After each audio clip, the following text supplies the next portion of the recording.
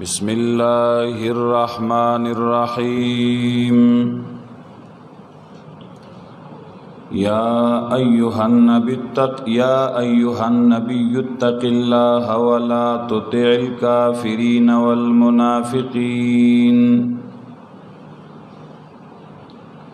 إن الله كان عليما حكيما سورة الاحزاب مدنی سورت دے پنزول کی 90 نمبر لسکم سلم نمبر پس د سورہ آل عمران نا نازل شوه دے او ترتیب د سورتونو کی 33 نمبر دے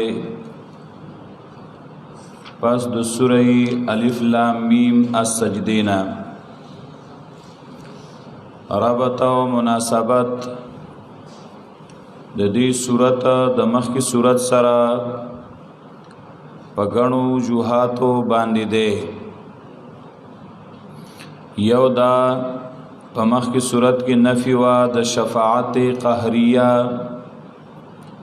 چې د الله رب العزت نا په زورا ایسو خلاصول نشي کوله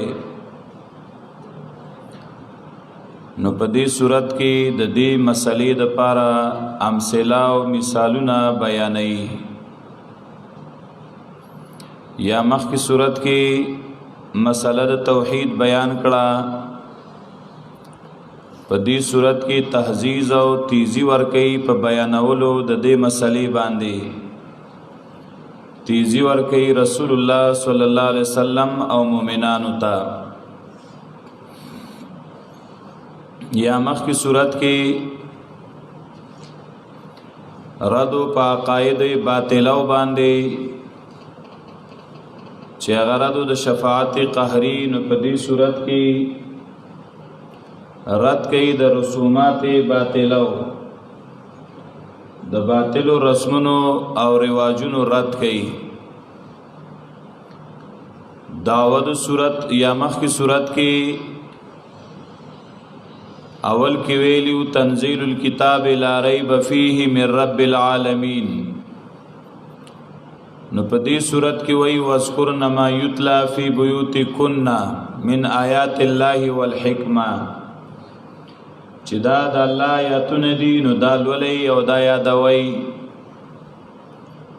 یا مخ کی صورت کې په آخر کې ویلی فاعرض عنهم د دې کافرانو نه مخ واړه نو دې صورت کې وایي یا ایها النبی اتق الله ولا تطع الكافرین والمنافقین د کافرانو د منافقانو خبره ممنا یا مخ کی صورت کې ویلیو ان من المجرمین منتقمون موږ د مجرمانو نه بدلا غستون کیو نو په دې صورت کې داغي بدلی نمونه خی لکه د بنو قریظه نه چې واغستا دعوت صورت التحزیز علی التبلیغ تیزی ورکی پر رسولو د دې احکاماتو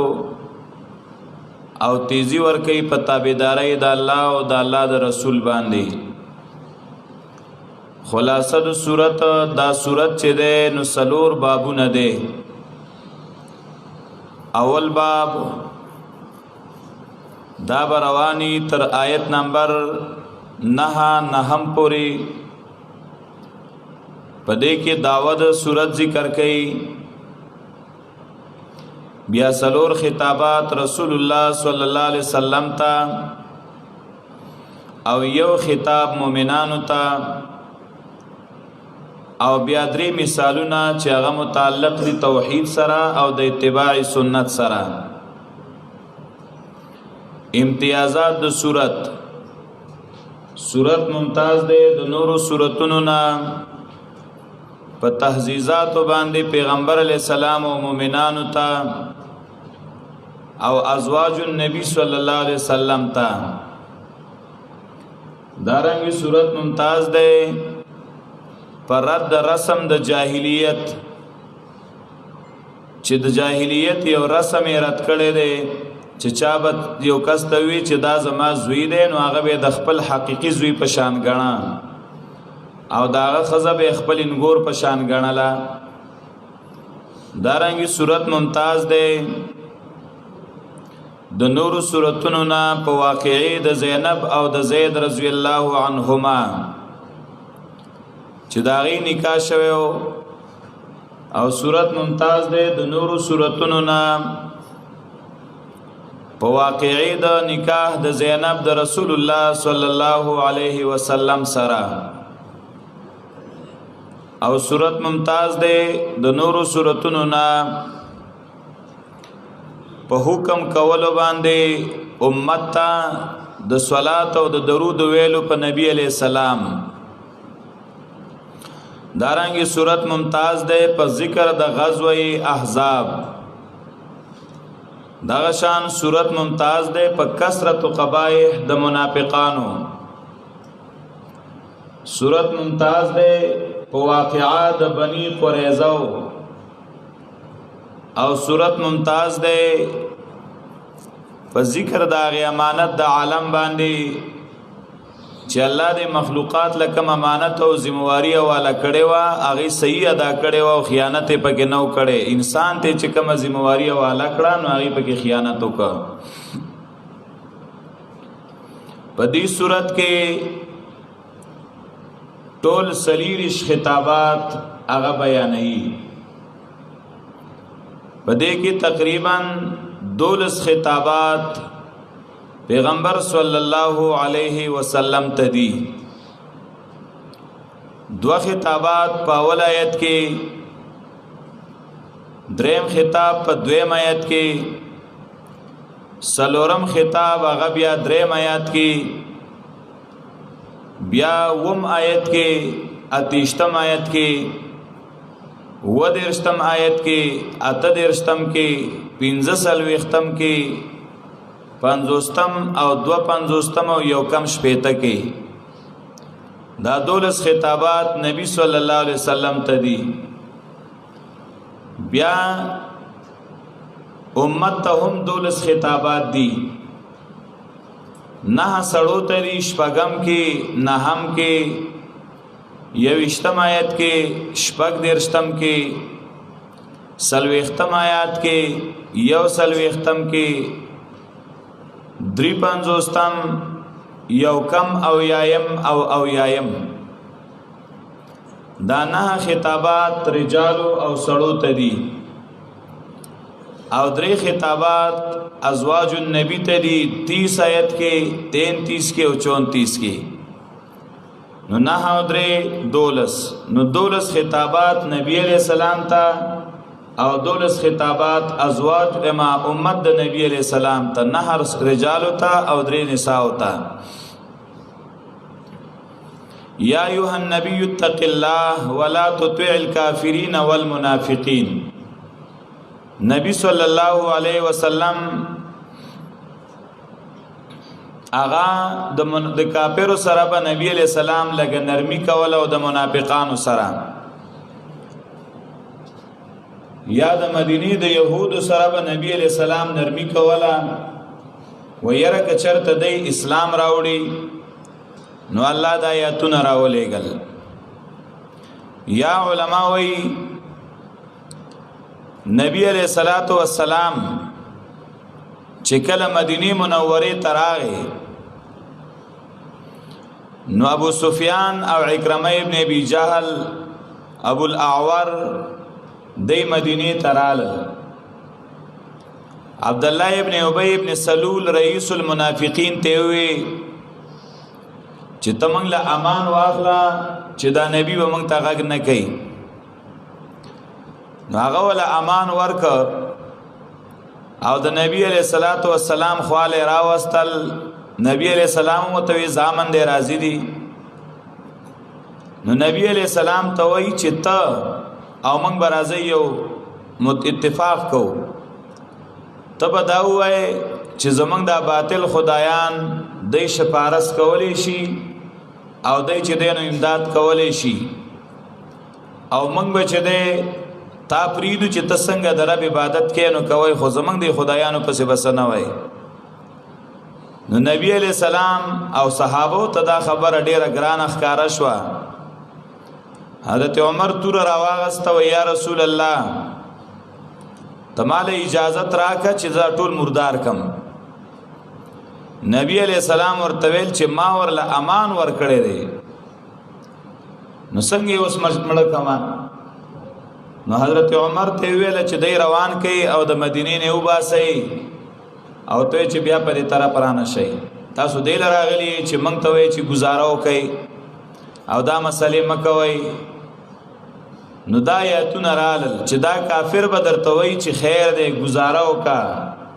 منافق به درته وی دا مسلې مکوه حالات به خراب شي، خود دای به معنی نه او د الله دین به بیانې. یا ایها النبی اتق الله، دا یا ایها النبی اولنې خطاب نبی علیہ السلام ته. اتق الله دا الله نه ویریږه، ولا تطع الکافرین دا دویم شو. او ممانه خبره د کافرانو د منافقانو دلته اشکال دی. هغه دا دی چې الله وی اے نبی صلی الله علیه وسلم دا الله نه ویریږه، ولی نبی علیہ السلام کې د الله د ذات نه یره نه وسه. حالان کې نبی علیہ السلام خو سید المتقین دی، نو بیا ورته الله څنګه وی چې د الله نه ویریږه. نو د دې آیاتونو مقصد دا نه چې ګنې مخکې نه یریدا اوس ویریږه. یو علما وی د دې مقصد استدامت علی التقوا دی، یعنی همیشه په دې تقوا پاتې شه، دوام په اختیار کا. کله یو سړی یو ورځ وی زه الله نه یریږم او ډیر یریږم، ډیر کارونه د الله د یری نه کوي، بل ورځ بیا څه کوي، دوام پکې نه کوي، همیشواله نه. نو دې کې اشاره د دوام ته. دویم جواب داده چې الله نبی ته وی د الله نه ویریږي، حالان کې هغه د متقیانو سردار دی. په دې کې اشاره ده دیتا چې نورم تقوا په ځان کې ډیره کا، اکثار ته اشاره ده، ډیروالی ته اشاره ده. تقوا د دې صحت نشته چې دومره پورې بیریږي او مخکې بنځي، نه چې څومره ستا وس کیږي دومره د الله نه یره کوا. نو اکثار او ډیروالی ته اشاره ده. او دریم دا چې یا ایها النبی دا مشهور خبره ده چې دا خطاب نبی علیہ السلام ته دی، خو مراد نبی نه دی، مراد امت دی. لکه تاسو ته ما بار بار ویلی دي ان تخاطب شخصا ولم ترد خطابه. دا دغه قبیله نه دی چې ته یو سړی سره خبرې کې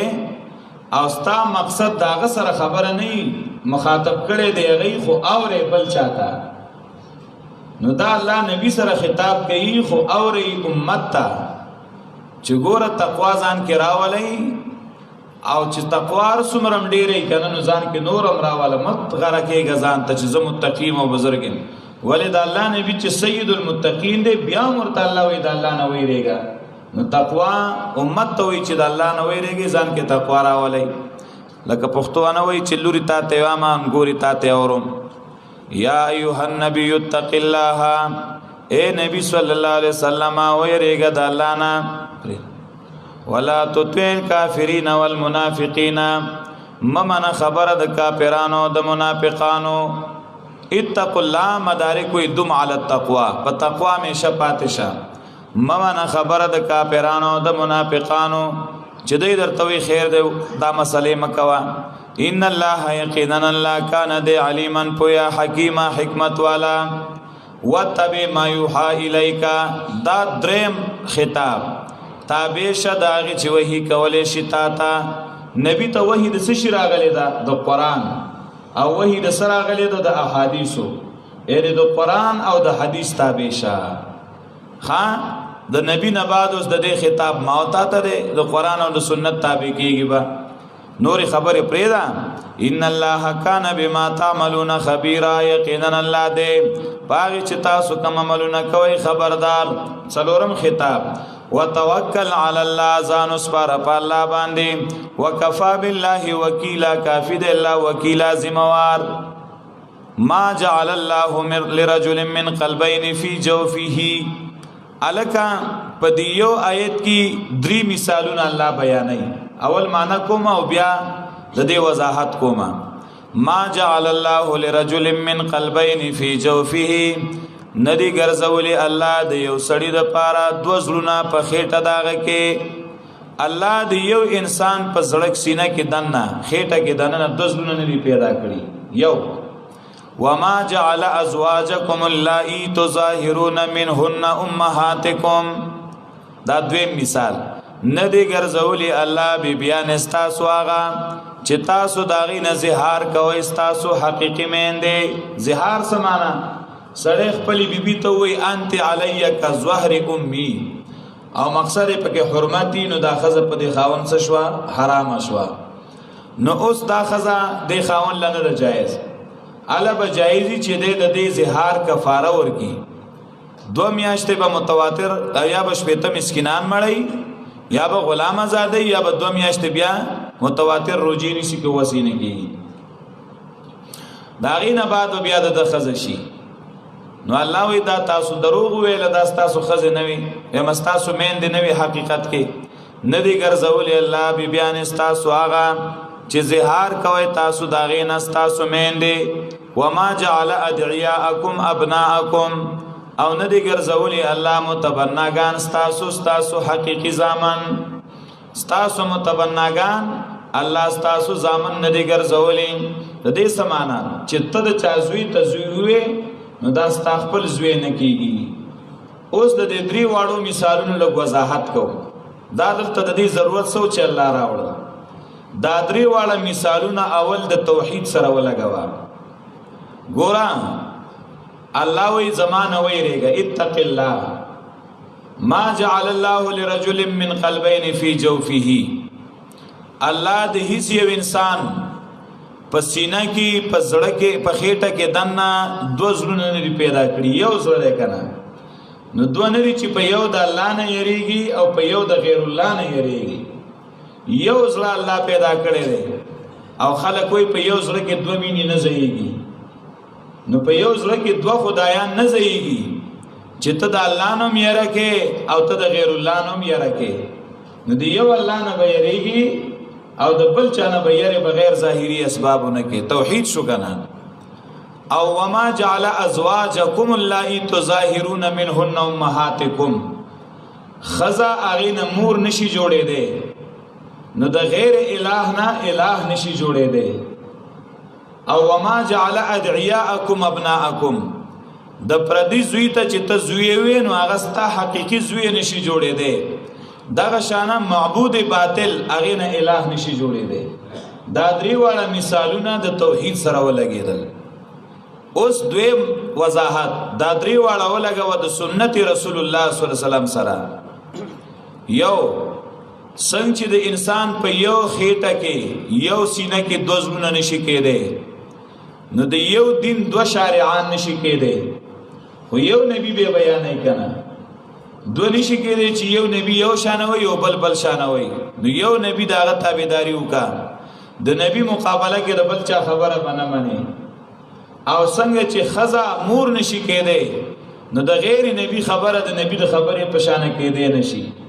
بل چا د خبرې صحیح حیثیت دی که غلطه و میمنه که سمه و د ویمنه د نبی هره خبره به منی او څنګه چې د پردې زوی نشي کېده نو غیر نبی هغه نبی نشي کېده ٹھیک شو سنت طریقې سره ولګېدل ذالکم قولکم بافواهکم دا وینا تاسو د تاسو په خلو باندې الله پاک وای حق لرو دی لار خید سمیلارې ادعوهم لآبائهم دا اوس ادب خی مولانا صاحب سورۃ احزاب دې کې ډېر خطابات دي او دې کې ډېر احکامات دي توجه کوا دې کې بل مسله ده هغه دا چې نبی علیہ السلام حضرت زید په زوی ولی باندې نیولې نو کله چې با خلکو زید ته आवाज کو نو د عربو دا قانوني چې هغه اکثر د پلار نوم د زوی د نوم سره یادې فلان ابن فلان نو هغه ته چې به आवाज کو نو ویل به زید ابن محمد صلی الله علیه وسلم زید ابن محمد نو الله رب العزت په دې رد وکړ چې ګور اول تاسو دا خبره غلطه وکړي نو بیا په دې باندې نتیجه هم غلطه مرتب کوي. دا اصل کې تمهید دی غیر است واقعي تا چې د زید رضی الله عنه د بیبي د طلاق کولو نه بعد چې عدت تیر شو نبی علیہ السلام دا غي سره نکاح وکړه. انو خلکو به ویل چې ګوره د خپل زوی د خځې سره نکاح وکړه نو د نبی علیہ السلام خو لوی زامن نو دا خو هغه د بل چا زوی ته زوی ویل دي. نو تاسو غلطه وایي چې تاسو ورته زید ابن محمد وایي، دا خو زید ابن حارثه دی. د پلار نوم ولې نه یادوي چې تاسو د نبی علیہ السلام ته منسوبوي چې دا د نبی علیہ السلام زوی دی؟ دا هغه زوی نه دی. نو چې دا هغه زوی نه دی نو ته ولې دا هغه زوی وایي؟ دا خو صرف په زوی ولې نیولې دی، معنی دا سیمینه او سوکړه لکه زوی سره چې سړی کی خدا نه چې حقیقت کې ګری دا زوی شو. ادعوهم لآبائهم. حضرت عبد الله ابن عمر وایي من بچ دې نو مخ کې ویل زید ابن محمد نو دا یې تراغه आवाज کوي دیتا پلارانو د دې طرف تا یعنی پلار ته منسوب وای هو اقسط عند الله دا ډیر د انصاف والا د الله په نسبان دي. او فإن لم تعلموا آباءهم کنه پیژنې تاسو د پلاران فإخوانكم نستاسرون دي فی الدین په دین کې یا اخی ورته وای اورا وموالیکم استاسو آزاد شده غلامان دی نشتره پتا سبانی گناه فیما اخطاتم بهی پای که چه خطا شوی تاسو پاغی سرا خیال دی نو دخلین دی و خبر اوتنو خیر دی ولیکن ما تعمدت قلوبکم لیکن دا گناه داغی چه تاسو قص کرده استاسو ظلونو داغی وکان اللہ غفور الرحیم دی اللہ بخنک انکے امیربان. النبی اولا بالمؤمنین من انفسهم پدې کې اوس خطاب د مؤمنانو ته. النبي اولا بالمؤمنین نبی صلی الله علیه وسلم ډیر مهربان دی مؤمنانو باندې د نفسونو د مؤمنانو نام ته پسان دون نه خپکیږي لکه نبی صلی الله علیه وسلم چې څومره په امت باندې پریشان کیږي او خپکیږي دا کوم احکامات چې هغه امت ته بیانې د دې پیدا د پاره بیانې کنه. وازواجه امهاتهم او بیان د نبی صلی الله علیه وسلم چې دی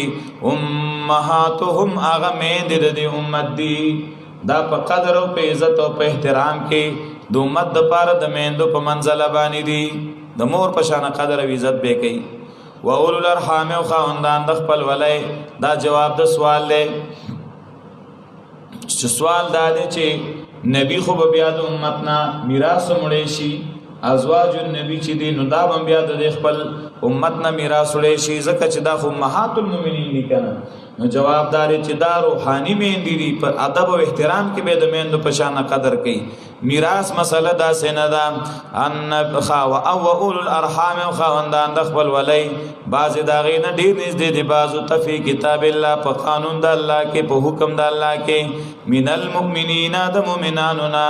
والمهاجرین او د مهاجرینو نا دا به خپل ولی خواندان بیاوړي الا ان تفعلوا الى اولیاءکم معروفا استثناء منقطع. لیکن هغه چې کوي تاسو د خپل دوستانو سره سني کې یو سړی ستا مرګره دی او ته ولسه تخپلېږي هغه ستا خوښه ده کې میراث کیسه دا غنښت دی. کان ذالک فی الكتاب مستورا ددا په کتاب کې لیکل شوی و اذا اخذنا من النبیین میثاقهم ومنک ومن نوح دیکھ خطاب دے نبی صلی اللہ علیہ وسلم تا او د دې خطاب مقصد سره چې ما د پیغمبرانو نواده اغستی دي د توحید پر رسول باندې چې توحید به خلکو ته بیانوي کله چې اغستی منګه واد د پیغمبرانو نواده داغي ومن کا او تان منګه واده اغستی دا ومن نوح او د نوح علیہ السلام نا د ابراهیم علیہ السلام او د موسی علیہ السلام او د عیسی ابن مریم علیہ السلام نا واخذنا منهم میثاقا غلیظا او غست د منګ د دینه واده مضبوطه واده ته منګه غسته وا پس خبره چې د یو بل تصدیق وکوي او د الله دین ته خلق را بلای ليسأل الصادقین عن صدقهم دې د پاره چې تپوسو کې الله د رښتینو نه په بار د رښتیا او داغي کې او تیار کړي د الله کافرانو لپاره عذابن الیما عذاب درناک. قیامت کې به الله د پیغمبرانو تپوس کوي چې زما دینم خلق تر رسول او کنا. یا ایها الذین آمنوا اذکروا نعمت الله علیکم اذ جاءتکم جنود فارسلنا علیهم ریحا وجنودا لم تروها. دی آیاتونو نا اوس د دې ځای نه دویم باب شروع کوي تر 28 آیات پورې. په دې کې دوه خطابات ذکر کوي مؤمنانو ته په 9 آیات کې او په 20 کې او په میز کې ترغیب دی اطاعت د رسول الله صلی الله علیه وسلم ته او زورونه ور کوي منافقانو ته او داغي سوار لس نخي خي او بیا واقعات غزوه احزاب هم په کې ذکر کوي. دی ځکه اول واقعات رستو بیا داغي نخي ذکر کوي. الله دی آیاتونو کی اشاره ده واقعي د غزوه احزاب ته. واقعا د غزوه احزاب زاد المسیر نقل کړي ده. واقعا دا د دې یو نوم دی غزوه احزاب او بل نوم دی د غزوه خندق. احزاب ورته ځکوي مولانا صاحب احزاب جمع د حزب دا او حزب وی ډلې ته چې دې کې ډېرې ډلې د کافرانو د نبی علی السلام خلاف او د صحابه خلاف یو ځای شوی اتفاق کړو د مسلمانانو خلاف. او غزوه خندق ورته ځکه وایي چې یو دی همدغه جهاد دی خو خندق ورته وایي ځکه چې نبی علی السلام او صحابه مشوره کړې و په مشوره باندې د مدینه نګیر چاپیر کنده کنسته و او هغه دومره جوړه کنده او کلاو کنده چې یو سړی د اغې نه ټوپ نشيواله اس د اغې نه ټوپ نشيواله چې دومره کلاوي او دومره جوړه چې یو سړی او تکوشي چې بیا تر راخته نشي نو دا آسان کار نه. نو غزوه خندق ورته ځکوي چې صحابه دا کنده کنستا اوسم دا خندق سلګ لګ نه خشتا او ما په د احد سره خوا کې غزه کې دا هغه زیل اخکاری هغه لک پرش کړي دي ټیک د چوساغه شان اخکته نه ده خو اخکاری من کتلې و. دا واقعا دا و چې کله د مدینې نه نبی علیہ السلام بنو نذیر هغه جلاوطن کړل نو بنو نذیر لاړل خیبر ته او الته په خیبر کې اوسېدل. نو دی ویل چې دی پیغمبر خو مونږ بيخي ته جلاوطن کړور سره نه واغستل. نو هغه رالل د مکی کافرانو سره خبر وکړه چې یاره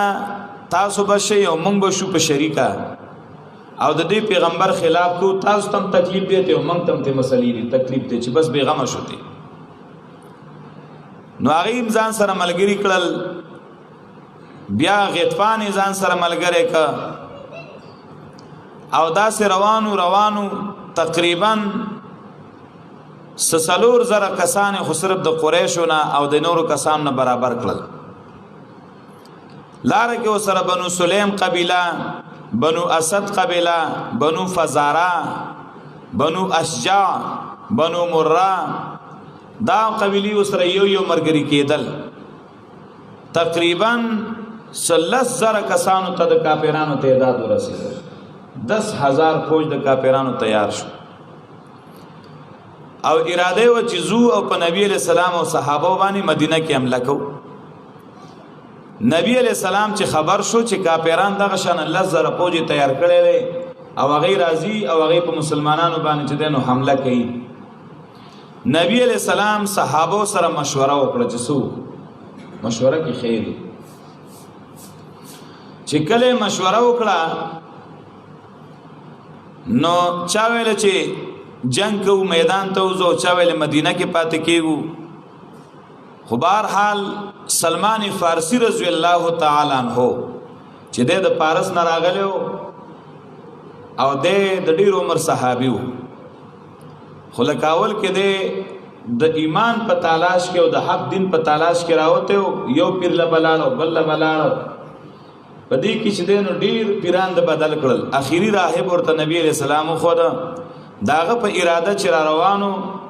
نو په مکه کې چې دینو چا ونیو او هغه خرڅ کړ د غلام په شکل. نو بیا به غلامانو په شکل خلکو بدلو. اخر کې نبی علیہ الصلوۃ والسلام ته راورسید او ابو بکر صدیق دې اغسته او د غلامین آزاد کړو. نو بیا د صحابیو د نبی علیہ السلام د پارسو د ډېر تجربه ناکو د نبی علیہ السلام ته وی چې یا رسول الله زمونږ په علاقه کې چې کله به دشمن مونږ باندې حمله کوله او دشمن به زورور او مونږ به داغه مقابله نشو کوله نو مونږ به د خپل کلی نه غیر چا پیره خندق وکنس. هغه زمانہ بیلوا اوس زمانہ بیل ده. اوس خو د ټوپکو جنگ دی د جیازونو جنگ دی. اوس خندقونه مندقونه کار نه کوي. هغه به د توري جنگو د نیزه جنگ به د غشو جنگ به د کانو جنگ به یو بل په کانو وشتل دا جنگونه بس د لاسو د خپل سوک سپېړې جنگ به دا جنگونه. نو هغه به ویل چې موږ به چې کسان لګو دشمن به ډېر او زورور وو نو موږ به د خپل کلی نه غیر چاپیرا خندق وکناست او کله داسې چې لکه د ټول کلی نه جلسې نه چې غیر چاپیرا مطلب اوس خندق کولاو تاو نو دا ټول پای کې را بند شو. نو بیا کسان خو بلګو نو دی غاړه ته د خندق نه به خپل طرف ته کلی طرف ته دا کسان ولاړو. نو دیم داسې ویل چې داسې به وکړو چې خندق به وکنو او موږ دا مسلمانان به خپل طرف ته د دې خندق نه ودرېږو. توري پر سره په لاس کې غشي هر څه ورا سره دومره کلاو خندق چې است ټوپ نشي واله او دومره کلاو خندق چې جوور خندق چې څوک ورته کوشي کنه چې راخته تی نشي پاسانه ټوپ داسې پاسانه تی نشي واله بار باندې. نو دا به پورې لاس ته به موږ ولاړیو. نو چې دا کافران کله راځي نو د خندق سره وې ساري نو اس به ټوپ نشي راواله کوزيږي به داسنه خپل هم ټوپ نشي راواله. نو دې به د سکی چې اول به د خندق ته کوزيږي نو بیا به داسې ځان چې ته علامه او داسې براخیږي کنه. نو چې دې راخیږي نو موږ ته پاس ولاړو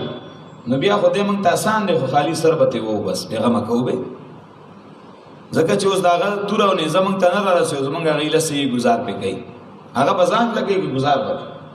نو داسې طریقه به سره کوو. نو صحابه وسویل ډیره خله نبی رسول الله دا مشوره قبول کړه. خندق شروع شو. خندق چې کناستل کېده داسې دورو چې مسلمانان لګوم دي کمم دي غریبی هم ده. بخاری کې راځي صحابه وي منګه په خپل خېټو پورې ګټي تړلې وي لوګو او تکلیفو او صدرک منه لګیدا. وای موږ د الله نبی ته شکایت وکړ چې یا رسول الله ډیرو کې شوی یو څه شېشتا نه. نبی علیہ السلام تر دغه وخت چا خپل حال نو ظاهر کړي او چې صحابه شکایت ولید نو چې دای خپن شي نو نبی علیہ السلام خپل لمنو چا تکړه وای دا وګورئ. نو صحابه موږ یو ګټه تړلې و یو او نبی علیہ السلام خپل خېټه مبارکه پورې دوه ګټه تړلې وي. دومره لوګوا چې د ډېر لګي نه بهم لاګانی خوګېدې وي چې د خېټه لګدرنۍ او درد نه کوي د لګینا او په داسې حالت کې به چې دینو خندق کناستا او چې سخت زې براغه ځکه هغه خو بغټې مراتلې پای کې به سخت از مکه مراتلا نه به نه ماته د صحابه به دا ډېر سخت د الله نبی نه ماتيږي یا ګټه رااله نه ماتيږي. نبی علیہ السلام به درلمه او چې نبی علیہ السلام په پلک تواغس او پلک به اخلاص کاغیلا نو دا معجزه و د نبی علیہ السلام. تا به ویل چې د شګو ډیری له پلک اخلاص کاغه به داسې سم راځي وادو او زرا زرا بشو غزیبا پوشو نرم بشو. خندق تیار شو خو هغه جنگ نشو. کافران رالل او د مدینه منورې نه غیر چاپیرا خیمه او تنبوانی ولګول چې موږ په دې مسلمانانو حمله وکړو دوی به دا پیره ختمو. الله رب العزت سکول الله پاک په دې کې چې دوی رالل او خیمه او تنبوانی ولګول نو خاور خاصم دې مسلمانانو راو مکړې و خندق د پاره الله یو تیز زل او هوا را وستل. نو هغه د دې خیمه او تنبوانو ته چې دا ور مخامخ شو چوچت اکل کړه انو به داس طرف ته ورزول چې راټینګول هم نشو او پرشتي الله را لګلې وي نو هغه با چې کوم وګي بلک سخت نو پرشتي براخ نه با غیر ولړو ا تنبوان به درز دروزو را پرې وتل او د کافرانو ټول سترګې هغه چې د شګو نه الله ډکې کړې، هر یو کافر هغه ته ښکارېدل نه، او پرشتو به پکې ځای په ځای باندې د ناره تکبیر چغه واله الله اکبر. او چې دا چغه به کافر اورېدا نو هغه به ویل که دغه د مسلمان را پسې رانښتی دی بس اوس مې چې دی نو وجني، په داسې طرف به منډې والې چې طرف به ترې خطا و، او مسلمانان دا ورغلي نه دي، او هغوی له هلته نه بس په خلاص دي، په منډه دي، په تیښته وتښتېدل مسلمانان. الله پاک د هغوی د دغې شر نه بچ کړل، بیا یې داسې اراده ونه کړه ځکه چې په شرمونو وشرمېدل. 10,000 فوج یو څو کسانو پسې رالل او هغه هم تش تور لاړل، مسلمانانو پکې نوک هم سور نشو او زخمیان نشو، هغوی دغه شانه ذلیل واپس شو. دغې واقعې ته الله اشاره کوي. دا غزوه خندق یا یو قول داره چې دا په 4م کال د هجرت باندې دا واقعه شوې ده د احد نه بعد، او یو قول داره چې دا په 5م کال د هجرت باندې دا واقعه شوې ده. او د کافرانو په باره کې یو قول داره چې د هغې تعداد هغه 10,000 دی، دویم قول داره چې 12,000، دریم قول داره 13,000، او 5م 4م قول داره 15,000 فوجو د کافرانو. خان یا ایها الذین آمنوا ای د ایمان والاو یاد کړئ نعمت د الله چې کړی دی تاسو باندې. اذ جاءتکم جنودن کله چې رالی تاسو ته لښکرې د کافرانو، فارسلنا علیهم ریحا فسراولیږل موږ په هغې باندې ناکاره هوا، وجنودا لم تروها لښکرې چې تاسو نه لیدې هغې لره. لښکرو نه مراد لښکرې د ملایکو دي، خو زادالمسیر لیکلي دي ولم تقاتل یومئذ، په احزاب کې فرشتو جنگ کړی نه دی، بلکې فرشتو بس کول. قیل ان الملائکه تقلع اوتادهم، فرشتو به چې کوم دی نو د دې هغه میخونه د تنبوانو رایستل، وتطفئ نیرانهم، او د هغې هغه ورونه به مړه کول، وتکبر فی جوانب عسکرهم، د هغې د فوج په منځ کې به د تکبیر چغې والې چې د هغې نه چل خطا و. دا د فرشتو کارو. لم تروها چې نه لیدي تاسو هغې لره، او دی الله په هغې چې تاسو کوم عملونه کوئ بصیره لیدونکی. اذ جاءوکم من فوقکم کله چې رالل تاسو ته دا کافران د پاسه ستاسو نه، ومن اسفل منکم او لاندې ستاسو نه. د پاسه نه څوک رالل؟ غطفان قبیله او قریش قبیله. ومن اسفل منکم او د لاندې طرف ستاسو نه، یا د پاسه نه بنو قریظه د مشرق طرف نه رالل، او لاندې طرف د مغرب نه رال غطفان او قریش. و اذ زاغت الابصار او کله چې کږې شوې سترګې. اوس دا د منافق حال ګوره چې چرته د جهاد ذکر راشي قرآن کې ته ګوره د منافق ذکر به پکې خامخا راځي، د هسې پته نه لګي، دې وخت کې ښه پته لګي. کله چې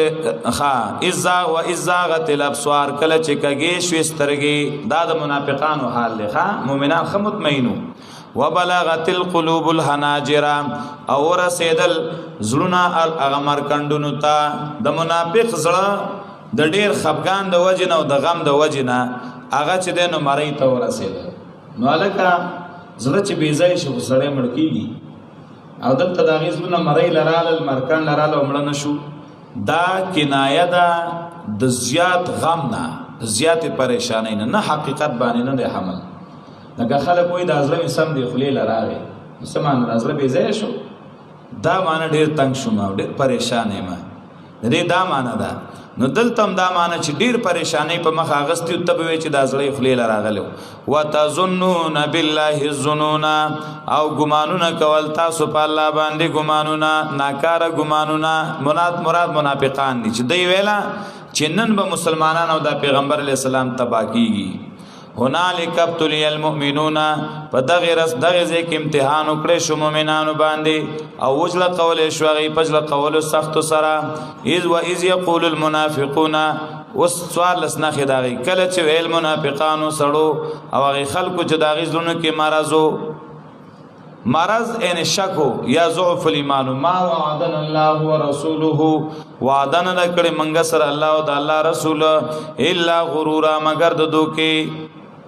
الله ویلی زه به فتح در کوم او د الله پیغمبر به هم ویلی، نو کومه دی اوس هغه فتح ده؟ یو خبره شوه. دویم وحیث قال طائفة منهم کله چې ویل یو ډلې د دینا یا اهل یثرب د مدینه والو لا مقام لكم نشته ټینګېدل تاسو د پاره یا اهل یثرب هاي هاي توجه کوله کې یثرب د مدینه په خوانې نوم دی یثرب مدینه تولی وی یثرب چې د نومانه بیماری مدینه کې ابو هوا کمزوري وار وخت بیماری وی یا یثرب معنا قلیل العطوا مدینه کې دونه فصل مسل نه کېده یا یثرب د یو سړی نوم دی دا غ په نوم باندې دا مشهور شوی دا د عمالقونه خدای الله نبی د دینه د یثرب نوم لري کزه بیماری نوم یو کنه نو د الله نبی وی هي طوابا دا مدینه چې د نو طوابا د نه طیبه دا مدینه طیبه دا او من وکړه چې نن بعد به مدینه ته تاسو چې د نو یثرب نه وایي خان یا اهل یثرب د مدینه والو لا مقام لكم نشته ټینګېدل تاسو د پاره فرجعوا پس واپس شه د دین تاسو نه او اجازه وخته ویډلې د دینه د نبی صلی الله علیه وسلم نه د ترک جهاد د پاره دا اوس منافق ته ګوره چې یری چې موږ له اجازه راکا ويقولون ويل بدی ان بيوتنا اورا یقینا کورونه زمنګ چې دنو هغه خالی دي شاړ دي سو پاکستان او یری چې کورم خوشی دي او کور والا مې یریږي بچی مې یریږي الله وی وما هي بعوران دی هغه کورونه شاړه ان یریدون الا فرارا نه غواړي دی مگر تیخته د جنگ نه دا سلوره معنا خدای مقصد صرف تیخته وا خپي استلو ولو دخلت عليهم من اقطارها که داخل شوی په دای باندې دا ډلې د کافرانو د جوانبو د مدینې نه یعنی د مدینې د غیر چاپیره طرفونو نه په دای باندې چې دینو د کافرو د ډلې راغلي وي ثم سئل الفتنه بیا مطالبه شو د دای نه په بار د شرک کافر راغلي وي او د تی ویلي وي چې کافر کېږي که څنګه د منافق ته ویلي وي نو لا اتوها خامخ راغلی بو د شرک تا وما تلبسوا بها الا يسيرا دای په وخت نوې تر کړه په دې باندې مگر لگا یعنی په دې قبل اول د شرک به زره وخت نو تر کړه څه مطلب دا منافق چې دی کنه د عقیده سړی نه دی ها دی بس مجبور دی چې مسلمانان ډیر دي نو دیم ځان ته مسلمان وای خو کافر رالل او کافر ورته وی چې شابه کافر شه دی وی چې یو مرګریا خدای چې خدای پاک راوستي زه خو تاسو په تمو مډیر وخت نه غریب کمزور ما وس مې نه کېد او غیر چا پیر را سره مسلمانانو کې زه خو مخکې نه کافر وم دی و ډایرک داغي مرګري شوی ځکه چې منافق ستوي ابن الوقت توي د حالاتو نه متاثر دی ټیم ته ګوري وخت ته ګوري دی خپل لريو بری ته ګوري چې کوم خوای پیدا ده که په ایمان کې او ته پیدا ښکاری د مسلمانانو ملګرتیا کې وي ته ما زه خو چې دینو دومره غټ مسلمانې ما چې توبه وباسه دی بیا مسلمانی او خو چې کافر نو ته پیدا نو هغه ته وي دا خو مړه اسم غي سره غب لګو مو استادو مرګریو کافرانو د خپل ټیم پاس کوي دویمه معنا کدا کافران د غیر چا پیرانه مدینه باندې راشي او حمله وکي ثم سئل الفتنه بیا مطالبه وشي د منافقانو نه د جنگ چرا شیطان توري والي او شابه د مؤمنانو باندې حمله کو نو دا منافقان نن چې څنګه تاسو ته وي چې موږ تاسو سره کافرانو باندې حمله کو د قشانه د یغي سره ملګری کیږي او به چرا کو تور چې زر سره زما ځکه د اکثریت ته ګوري نو چې کافر ډیر شنو دی باغ ته دستا مرګره مدا مسلمان به مړ کو او دای په وخت نوې تر کړه په دې مدینه کې مگر لغون تکي ولقد كانوا عهد الله من قبل دا بل نه خ په تحقیق سره ودی چې وعده کړی و د الله سره په خوا لا يولون الادبار چې نه باړي شاګانو لرا د غزوه خندق نه مخ کې سخلکو چې هغه بدر لنوتلی نو بدر والو چې الله کم نعمتونه ورکړل او کم عزت ورکړ نو باز خلکو ویل کبل پیر جنگ راغی کنا نو موږ به خامخا اغیل زو نو الله وی دی خو وعده کړی و چې موږ بزو او شاکو بنا وکانا عهد الله مسئولا او دا وعده د الله داغي تپوس کړی شوی الله به داغي وعده تپوس د دینه کوي قل لن ينفعكم الفرار ان فررتم من الموت او القتل هو اچره پیدا نظر کی تاسو ته تیختا ک تاسو تیختا کوي د مرګ نه او یا د قتل نه واذا لا تمتعون الا قليلا، په دغه وخت کې سکه بنشي در کوله تاسو ته دنیا کې مگر لگا الګ د مرګ نه کته ډېری منډي ترډي وي خو د مرګ نه بچ کې دی نشي. قل من ذا الذي يعصمكم من الله، و يسوق د غزاد چې بچ کی تاسو د عذاب د الله نه. ان اراد بكم سوءا، کی اراده وکي الله پتا سبحانه د تکلیف، او اراده بكم رحمه، یا اراده وکي پتا سبحانه د رحمت. سمانا څوک بر طبيعت تکلیف ورسي چې الله د رحم اراده وکي، هیڅ څوک نشتا. ولا يجدون لهم من دون الله وليا ولا نصيرا، او بنم امید د خپل ځانونو د پاره ما سوا د الله نه څوک دوست او نو څوک امدادي. قد يعلم الله المعوقين منكم، په تحقیق سره پیژني الله تعالی استاسو نه المعوقين منكم، منا کون کی د جهاد نستا سنا، چې خلق د جهاد نه منی کوي او وسوسه وتا چي. والقائلین لاخوانهم دایبل نخا، او وینکی خپل ملګرو ته، اخوان نه مراد مرګری، حلم الینا چراشه منګتا. ولا یاتون الباس الا قلیلا، او ناراضی دی جنگ ته مگر لگا. الکه د دې سمانا دی منافقانو درست براشي کنا. نبی علیہ السلام بنو قریظه چې کله محاصره کړل، دا په مدینه کې يهوديانو د نبی علی السلام سره وعده وکړه چې ته به موږ سره جنگ نه کوي او موږ به تاسو سره جنگ نه کوو، او زمونږ او تاسو به یو بل خلاف چا سره ملګرتیا هم نه کوو. نو غزوه خندق کې دی دا وعده ما تکړه، او دی چا سره مرګري شو؟ د کافرانو سره. ځکه دا غي خیال دا چې نن مسلمانان خاتمه پچکیږي نه. نو چې دی د کافرانو سره ملګري شو وعده ما تکړه، نو چې خندق نه کافران الله وشړل واپس لاړل. نبی علیہ السلام صحابه ته ویزي چې په بنو نذیر بنو قریظه پسې زو، بنو قریظه محاصره کړل. نو د منافقانو به تو المنی ما او را کوزيږي ما او د تسویل نشي، او کدی تاسو سره جنگ کین نو موږ تاسو مرګریو، هغه ته ویل موږ تاسو مرګریو. خان نو دلته الله وی ویل به خپل ورونو ته مرګرو ته حلم الینا راشه من خواتا. ولا یاتون الباس الا قلیلا، او ناراضی دی جنگ ته مگر لغون تکي. الا قلیلا دای اتمنه منافق د جنگ نه، یا خدا معنا چې لګ وخت، او یا معنا الا قلیلا د جاسوسۍ د پاره براشه خو جنگ نشي کولای. نه هم اشحتن علیکم، بخل کون کی رستا سپ امداد باندې چې تاسو له الله امداد کوي نو ډېر بخیلی. فاذا جاء الخوف، کله چې راشي یرا، رایتهم د ير زی راشي کنه کافر زور اور شي، د جهاد حکم راشي، ویني بت د منافقان لره ينظرون الیکا، ګوري بتا ته تدور اعینهم، او ډراوډي بسترګې د دې کلذي پشان داغي سړی یو غشا علیه من الموت، چې به وشرا راوستل شوی د پاغه باندې د مرګ نه. دا منافق دل چل ورزي ښا، منافق په مکر کې ډیر مخکي دی چې سخت وخراشي د جنگ نو دی براشي او بزان باندې بس چلو کې دا سترګو کې به دا تور پټ کی او دا سپین براتاو کی وتا چې تور تو ګوري ته یا د خدا تور او سپین ګډوډ شوی د ته خو جوړ ډیر تکلیف دی او ډیره پریشانی ده، او دا د ظالم د قصد داسې کړی دی. پوښوي تعالی دو قدر کوي. په شان دا غي سړی چې به وشرا واستل شوی د پاغه باندې د مرګ، نو فیضا ذهب الخوف، کله چې لاړ شي یرا سلقوکم بالسنه حداد، کافر جنگ ختم شي نو تکلیف برسي تاسو ته، ضرر برسي تاسو ته،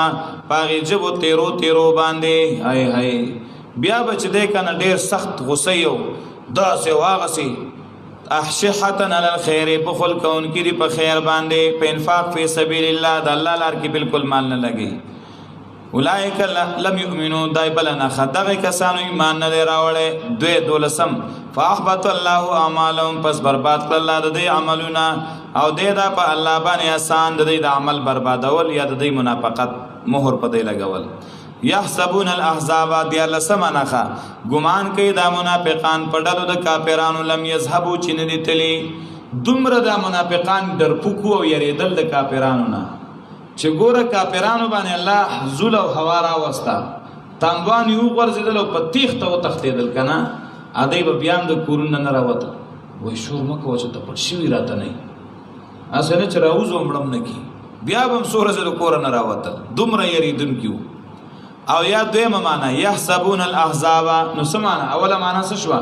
دای ګمان کوي پړل د کافرانو چې هغه نه دي تلی وسم دلته دي تلی نه دی وای دویم یحسبون الاحزاب دای ګمان کوي پړل د کافرانو باندې لم یذهبوا چې هغه نزي وای چې تر سوی د مؤمنان ختم کړي نه نو زینا الله وی وایات الاحزاب کراشی ډلې د کافرانو بیا دوباره یود لو انهم بادون فی الاعراب خو خیدا منافقان کاش که چرته دی لري اوسېده په باندو کې یسالون عن انبائکم خبر کا تپوسونه کوله د خبرونو تاسو بارکه حال لري چانه معلوموله چې جی په اخبار کې می کتلی دی او په خبرونو کې می اوریدلی داسي یا چانه تپوسونه کوله ولو كانوا فيكم ما قاتلوا الا قليلا د سوال سم اخري نه ما پریشان کېږي کوي دا منافقان پتا سو کې نو دی بجنګ نه وکړي مگر لگا ان د جنگ کول نه دی خان لقد كان لكم في رسول الله اسوه حسنه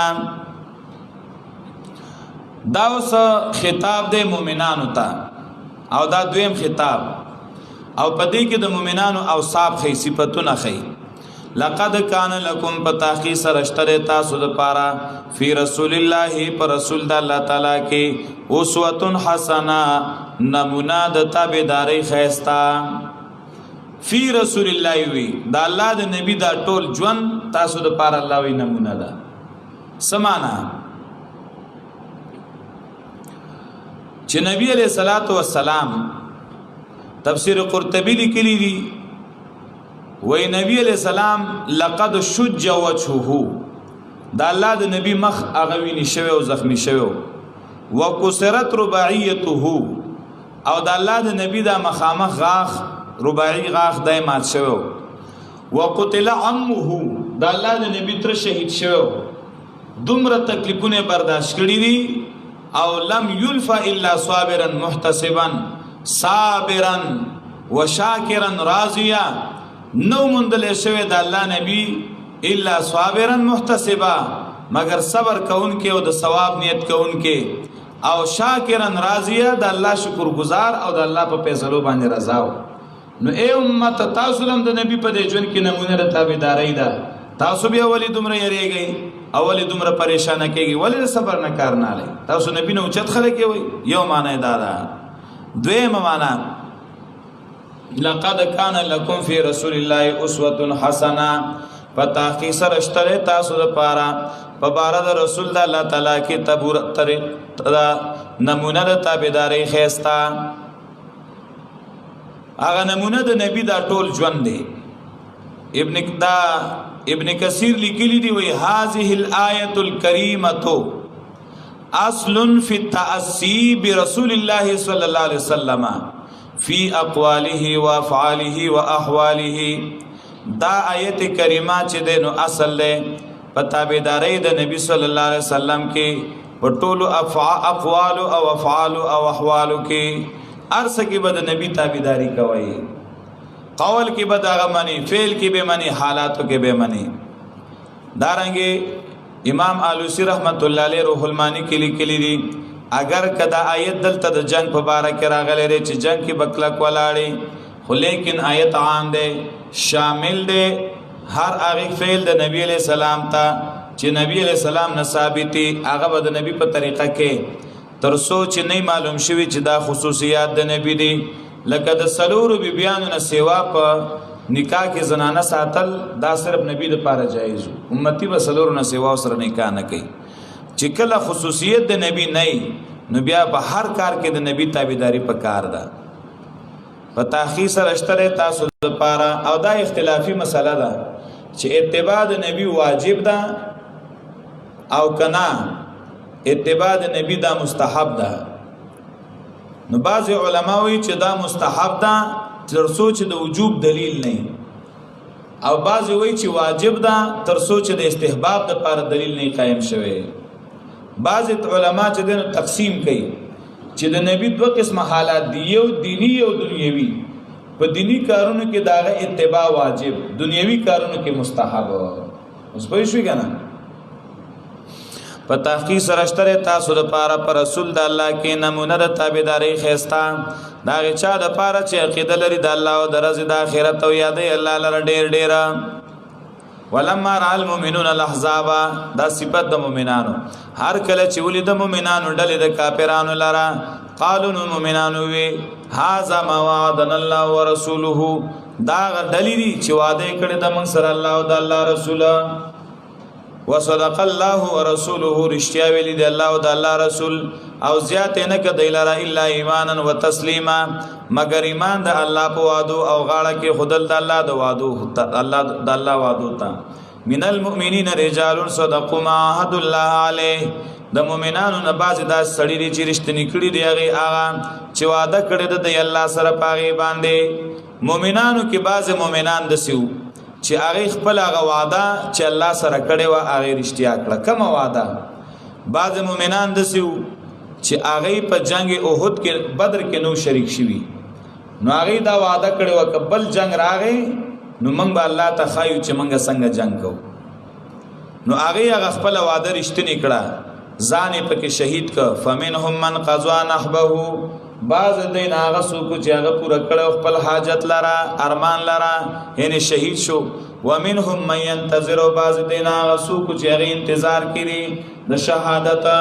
وما بدلوا تبديلا او نو بدل کړي دی د الله حکم په ذره بدلاولو سره ابن کثیر دلته د واقعا او نور مفسرین هم لیکلي ده واقعا نقل کړي د انس ابن نضر رضی الله تعالی عنہ حضرت انس چې د نبی علیہ السلام لس کاله خدمت یې کړو د تر د انس ابن نضر رضی الله عنه انس وی سمیت بی زما دا غتر د مرګ نه بعد دا نوم بیا مالک کې خودل شو انس هغه او دا انس دی نو دا وې مال بیا دا نوم رستو کې خودل شو انس ابن نضر رضی الله عنه حضرت انس فرمایي چې د په جنگ بدر کې نو شریک شوه نو دوی لکه چرته دویم جهاد راغی نو زب الله ته او خیمه چې څنګه جنگ کوما یعنی د الله لپاره سونه قرباني ورکوما نو چې کله جنگ احد راغی انو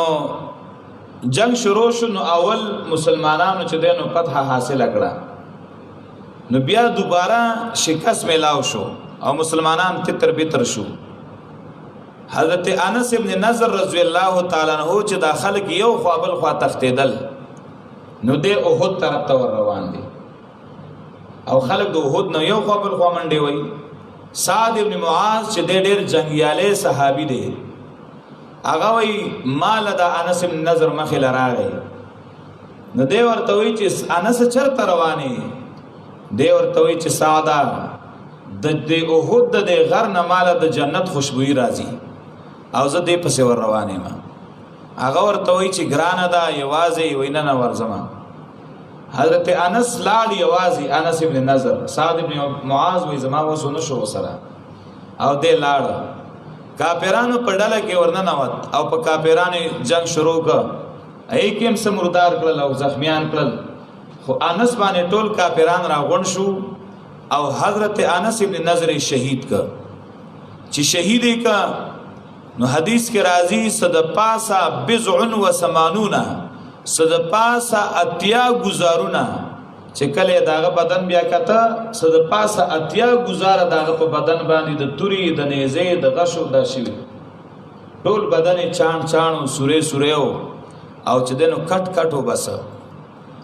ټول کېما ده سو کې پیژنې نه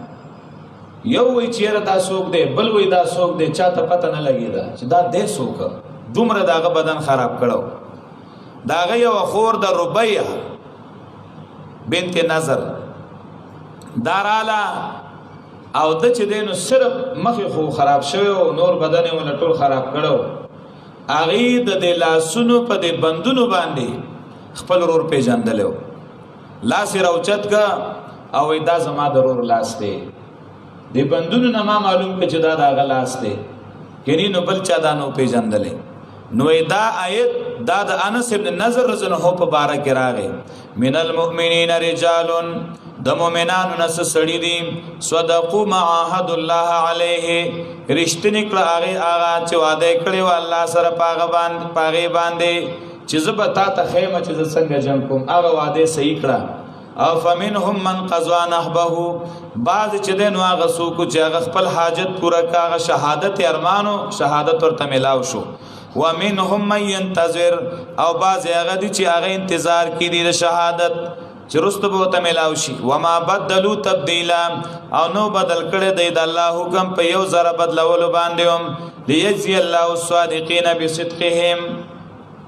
دا اوس نتایج خي دې لپاره چې بدلی ورکړي الله رښتینو ته داغي د رښتیا ویلو په وجه او عذاب ورکړي الله منافقانو ته کو غواړي الله یا به مهرباني وکړي الله پاغي باندې او یقینا الله دې بخنه کون کو مهربانا ورد الله الذين كفروا بغيظهم واپس کړ الله کسان چې کافران دي سره د خپل غسینا مکی کافران چې هغه خندق کې هغه کامیاب نشو الله په ذل راوسته نو هغه الله پاک واپس کړل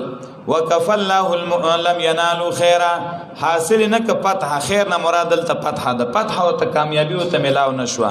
وکف الله المؤمنین القتال بچ کو ساتل الله مؤمنان د جنگ نه او شاپور شیخ صاحب معنا دا په خپل سر واغست الله د مؤمنانو نه جنگ الله وی تاسو بیغم شي زپې شو زماکار ذل پراوست او ویز غلول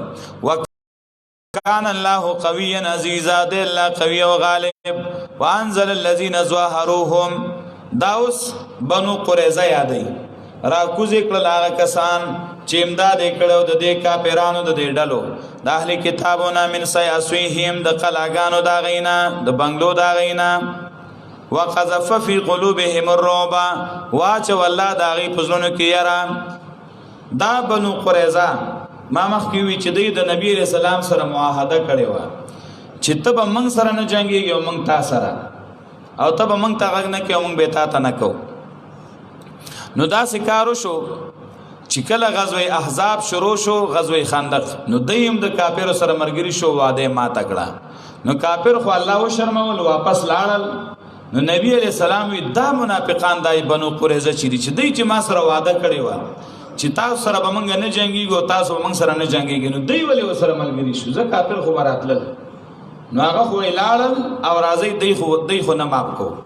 ځکه چې دوی خو مونږ باندې مونږ به دوی په خوا ختم کړي وي خو مونږ خو وادي ته قتل او دوی وادي ته نه ګوري نو کافرانو پس رالل نبی علیہ السلام او صحابه ور پسې رالل چرالل نو دوی په خپل ځای کې رالان نکړل غیر چا پیر ته تاو شو محاصره کړل سورځ په خپل کورونو کې بندو بار نشو راوته چې وجنیم اخر دی ویل را کوزیګو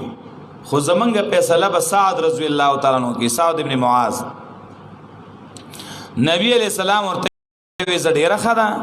چې تاسو وای چې د سعد په فیصله را کوزیګو نو داغه په فیصله را کوشي نو چې څنګه مخخی نبی علیہ السلام حضرت سعد را وغوښته چې راشه او دا کسان وی چې موږ به د سعد په فیصله را کوزیګو ستاسو فیصله ده سعد لا الله پړه کې واچول چې داسې بوای حضرت سعد رضی الله تعالی عنہ یا رسول الله دې کافرانو خو موږ وجلو دې خطر راغستې وی او موږ په سراغلی دي چې نن به مؤمنان ختمو دا خو الله زمونږ امداد وکړه چې الله موږ د دې نه بچ کړو ینه دې خدا خیال نو چې مؤمنان به دا پیره بچ کیږي دې په خپل ګمان کې موږ وجلو الله بچ کړیو نو زما فیصله دادا چې کم کسان چې توري راغستې وي نو دی وعده ما تکړه او زمنګ د قتل اراده کړی دا نو دی به یوم نه ماپ کو دا به وجنو او د دغه کسانو خزي او بچي اب زمنګ وینځي او غلامانی نبی علیہ السلام توحید دې صحیح فیصله وکړه وای شابه اوس خو به منای کنه مخکې خو ویلي چې منوي نو بس یو به راوستو یې سټوک دوا او غرب تور باندې به تر وو شپږ سوا یا وسوا د شپږو سوا نه تر وسو پورې کافران د ټول مردار کړ چې نور خلک د دین عبرت والی او بیا چې دینو داسې نه کوي او داغي خزي او داغي بچي هغه وینځه غلامان کړ. هغه ته اشاره کوي راکوز کړه هغه کسان چې داغي امداد کړو د بچا د دلو د اهلي کتابونه من سویاسهم د قلاګانو داغینا واچو الله داغي زونو کې الرب يرا فريقا تقتلون وتأسرون فريقا یو ډله چې تاسو وجلا کما هغه جنگجو چې توري راغستې وي او بل ډله تاسو جیل کې بندول داغي خزه ونونه اغم غلامان وین ذکرل واو رسکم ارزهم وديارهم په میراث باندې درکړه تاسو ته لازم کو کورونه داغي وارز لم تطئوها او درکړه تاسو ته غزمکا چې تاسو پاغي باندې خپې نوي کې خودي په اراده د جنگ باندې په شویابم د الله درکې وعدکم ارزن بشي الله د سره وعده کړی د داغي زمکه چې تاسو به لاوس ورغلی نه رسته به درکې لکه مکه الله فتح کړه یا حنین او یا علماء ټولي فتح تر قیامت ته مراد دي. وکان الله او د الله تعالی علی کل شیء قدیر پار یو شی باندې قدرت والا. یا ایها النبی قل لازواجک اوس د دې ځای نه دریم باب دی آیت 40 ختم پوری پدې کې درې خطابات نبی علیہ السلام ته او سلور خطابات ازواج النبی ته او دو خطابات مؤمنانو ته. یا ایها النبی قل لازواجک ربط مخ سره سره نو ربط دار چې مخ کی وی چې څوک تعالی په دین کې رکاوټ اچي نو هغه سره تعلق ختم کا. نو اوس وی کې کور کې د کور والا د رکاوټ پیدا کړي هغه لم طلاق ورکا دین به نه پری دی خزي ډیر شي پوښوي. یا ایها النبی اے د الله نبی صلی الله علیه وسلم قل لازواجک وای بیان استاتا ان کنتن تردن الحیات الدنیا کئ تاسو چې تاسو غواړئ ژوند د دنیا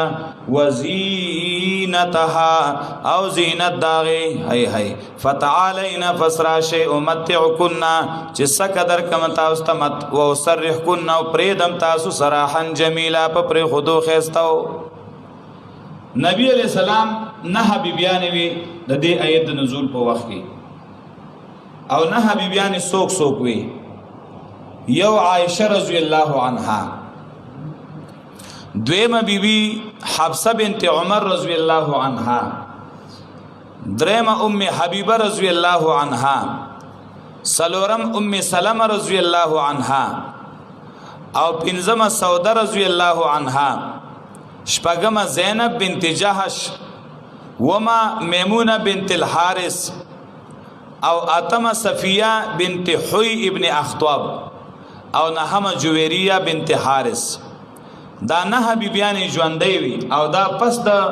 وفات د خدیجه الکبرى رضی الله عنها نبی علیہ السلام کړی وي او خدیجه بیبي وا خو پاغي وخت کې نور بیبیان په نکاح کې نه وي یو خدیجه و بس. الله نبی لډيري بیبيان جایز کړی دی په دې کې د الله یو راز وو هغه دا چې د نبی ډيري رښتیا او خپلوانی چې د په دین کې سرکاوټ په بیان کې نه هر طرف ته خلق مرګري شي او نبی الله طاقت ور کړی دی امتی له صرف د سلورو بیبيانو اجازه شته. نو دا مسله دا و مولانا صاحب دا بیبيان رااله او نبی علیہ السلام ته ویل بخاری کی راضی چې یا رسول الله اول کې خو کمزوري و منګه غږ نه کو اوس خو ماشاءالله فتح وشوي غنیمتونه راځي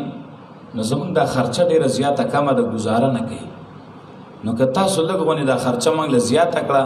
نو زمونږ بلغونه جون خشي. نو نبی علیہ السلام په دې خبره ډیر پریشان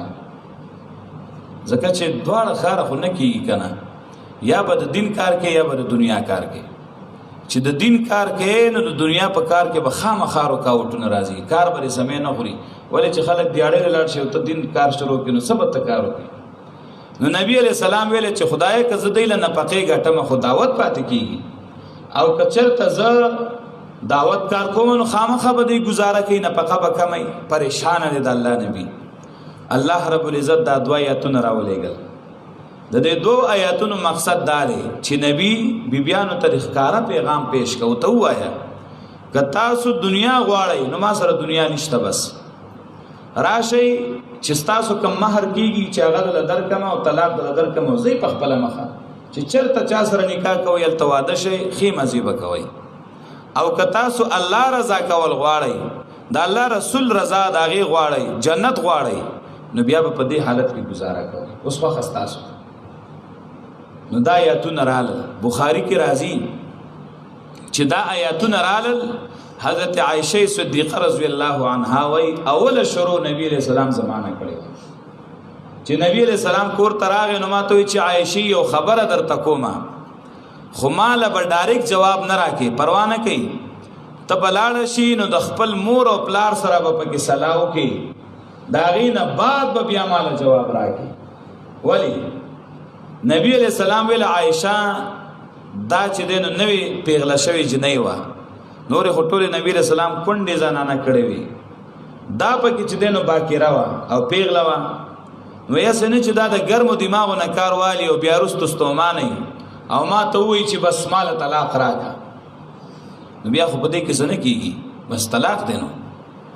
نو نبی علیہ السلام ورته وایي چې عایشې زه درته ویمه که دنیا غواړې راشه چې طلاق درکړم دا ایتونه یې ورته شروع کړل او که الله او د الله رسول غواړي نو صبر به کوي خو جواب به اوس نه راکړي مور او پلار سره به مشوره وکړي ولې حضرت عایشه وایي چې د الله نبي ته پته وه چې د دې مور او پلار دې له دا مشوره نه ورکوي چې د الله د نبي نه طلاق والا نو حضرت عائشه ورته وایي چې زما داسې سوچ شو چې خدایه دا څه داسې خبره ده چې نبی علیہ السلام ما ته وایي چې تا نه تپوس کوم خیر دی که ډایرکټ جواب به ماله نه راکړې تپوس وکړه مشوره وکړه بیا جواب راکړه وایي ما چې د الله نبي ټیک ته خو ما ته ته صرف ووایه چې خبره څه ده وایي دا آیتونه راته وویله دا اول آیت ان کنتن تردن الحیات الدنیا وزینتها فتعالین امتعکن واسرحکن سراحا جمیلا وإن كنتن تردن الله ورسوله والدار الآخرة فإن الله أعد للمحسنات منكن أجرا عظيما چې دا څنګه د الله نبی وی نو عائشه خو به معنا پوهیدا کنه چې دې دا دوه خبرې دي چې یا نبی لا راشه چې طلاق درکې او ځان له چکم ځای کې وعده کوي او یا به نبی سره ژوند تیروي الله به جنت درکې حضرت عائشه وی یا د الله نبی نو زبر دې په باره کې زما او زب مور او پلار سره صلاح کوم بغیر صلاح او بغیر مشورې زما خبره داده چې زه الله غواړم او زه د الله رسول غواړم مال خرچونه پکې نه دی پکار وای نبی علیہ السلام ډیر خوشاله شو او زمانه پس روان شو نو بلی بیبی لاړ اغیم دا جواب بلی لاړ دا اغیم دا جواب ټول بیبیانو ته د الله نبی د آیتونه ویلي دي او هر بیبی د الله نبی له دا جواب ورکړی دی چې موږ له مال دولت نه دی پکار موږ له الله او د الله د رسول رضا او جنت پکار دی بس موږ دې سره به گزاره کوو نو دا آیتونه راغلل یا ایها النبی اے نبی علیہ السلام قل لازواجک او ای بیبیانو ته ان کنتن تردن الحیات الدنیا کای تاسو چې غواړئ ژوند دنیا وزینتها او خایس داغي سامان داغي فتعالین راشی امتعکن چې سکه در کم تاسو ته سامان در کم تاسو ته مہر و سرحکن او پریدم تاسو سراحا جمیلا په پر خودو خستاو و ان کنتن تردن الله ورسولا کای تاسو چې اراده لرئ د الله او د الله د رسول او د کور د آخرت فسیقینا الله ته هر کړه د خستا عمل کوونکو د پارستا سن اجر عظیم اجر لوی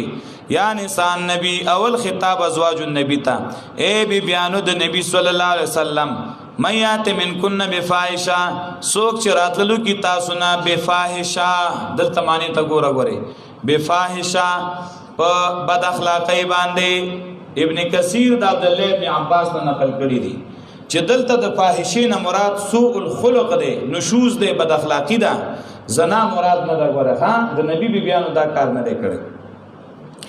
سوک چې راتلو کستا سنا په بد اخلاقی باندې نو یضاعف له العذاب ضعفین د چن بشداغه د پر عذاب د چندا دا ګوره د نبی بیانې ک بد اخلاقی د نبی سره وکي نو دبل سزا به الله ورکي ولی یو خود خاون خلاف ناروا دی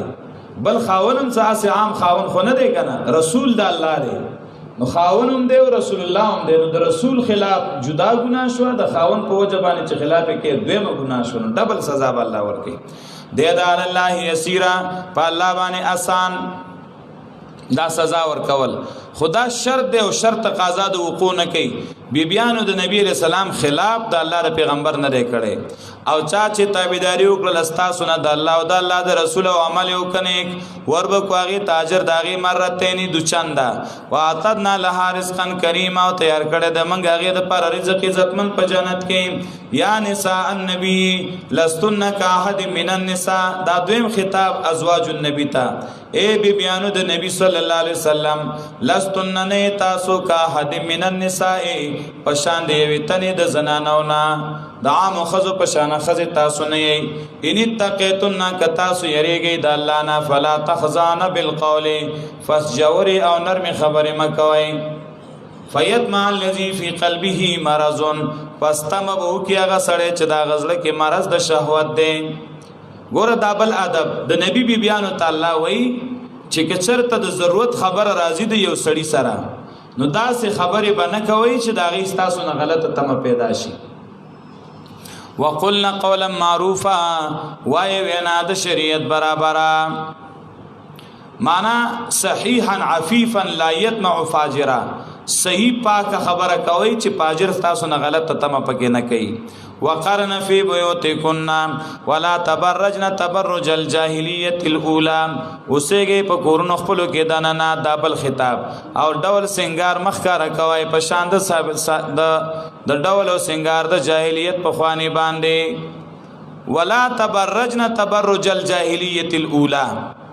خپل ډول او سنگار د پخوانی جاهلیت په شان بار خلق ته مخکاره کوي په جاهلیت کې دا طریقه وا زنانه به د کور نه بارو وتا او یک یوازې بروانه او محرم به سره نو او لپټه به په خسار باندې را چولې وا خو گریوان به ټول ښکاراو مخ به ښکاراو وګونه به ښکارو لکه اوسم بازي خزي ته چې یخنی کیږي چې لزانه تاو کی او مخ او غاړه ارسه ښکاری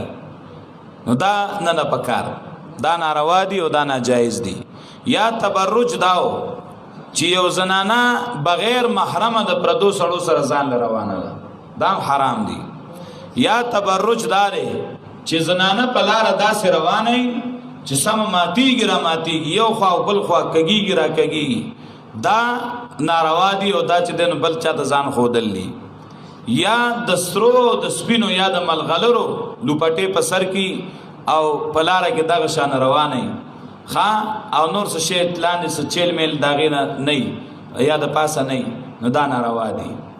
لکه دی وخت کې د خزو د شیشو چیلونه پیدا کړی دي وروره چې تبوي چې دا چارته دا پړک مخامخ کړ نو چې پلار روانه نو چې تاسو د نور سترګه مخامخ شونی او پړک شي چې پتا باندې باغ رڼا ولګي نو دا وسګورته دې ته ضرورت دی چې ټوله شیشه د ځانه جوړه کړي ده دا ناروا دي د زنانو د پاره دومره ګلکاری په دې صادرو باندې کول چې هغه کې یو بوډۍ خزه په سر کې کنه بوډۍ خزه نوم د ډیرو لکانو به ته توجه راتاویږي چې دا کوم جنې روانه ده دا سه به زنانه نه کوي ساده چیل واخلا ساده صادر ځانه تاو کا د زنانو چې خلک وایي چې دا کوم بوډۍ خزه روانه ده کته د 1400 کالو پیغلې چې ته خلکو ته بوډۍ ښکاری نو څوک بدنه غلطی اراده او غلطی تمه نه کوي الله فیطمع الذی فی قلبه ما ولا تبرجن تبرج الجاهلیت الاولى یا اغداد چې دا لنډ او تنګي جامع چول دام د جاهلیت تبرج دی لکه دی وخت مسخزه کته چې حیران بشي دومره سړو د پاره چې دینو د نامنه خکته تر زنګونونو بدن اورتی د خزو ټول بدن اورتی نو سړو نستونی چې دینو دی لاسونو باندې راوړي دي او د زنانو نستونی د دې څنګهلو نخکته بیا نه خان درشانه ګرځي او سړی چې دینو د هغه د پاره پنسي او چتول واجب دي ضروری دي کته ساتل حرام دي پنسي ټولې په زمکه وخوړلې دونه خکته کړي او د خزو پنسي به تخته ویني دا پندې به ټول ښکاری او یې د سکه جامع جوړی کړي چې ته ځان ته ستا بنین یا جرابه را واچول ار یو اندام بیل معلومه دا سه تنګ جامع د زنانو د پاره ناروا دي خان دا پوره تصویر د بدن سړی ته خې دا سه ناروا دي ولا تبرجن تبرج الجاهلیت الاولى مخکاره کېږي په شان د ښکارا کېدو د جاهلیت په خوانی باندې نو کور کې بس کوي واقیمنا الصلاة پابندی کوي د منځونو کور کې بداکاری واتینا الزکات ور کوي زکات واطعنا الله ورسوله تابعداري کوي د الله او د الله د رسول انما يريد الله ليذهب عنكم الرجس اهل البيت یقینا غواړي الله چې لري کی تاسو نه پلت خوې اې د کوروالو د نبی کور والو و یطهرکم تطهیرا غواړي تاسو چې پاکي په پاکولو سره د ګناونو نام واذکرن ما یتلا فی بیوتکن یادوي هغه چې لسته کیږي تاسو کورونو کې دنه من آیات الله والحکمه آیاتنا د الله او سنت مدارک وی آیاتنا مراد قران او حکمت نه مراد سنت قران سنت یادوي ښا ان الله یقینا الله تعالی کان د لطیفا خبیرا لطیفا مهربان خبیرا خبردار یا لطیف عالم بغوامض الاشیاء په پټو اشیاء خبر او خبیرا په عام اشیاء خبر ان المسلمین والمسلمات اوس بدی کی خطاب اول د مؤمنانو ته الله ان المسلمین والمسلمات ام سلمہ رضی الله عنها رااله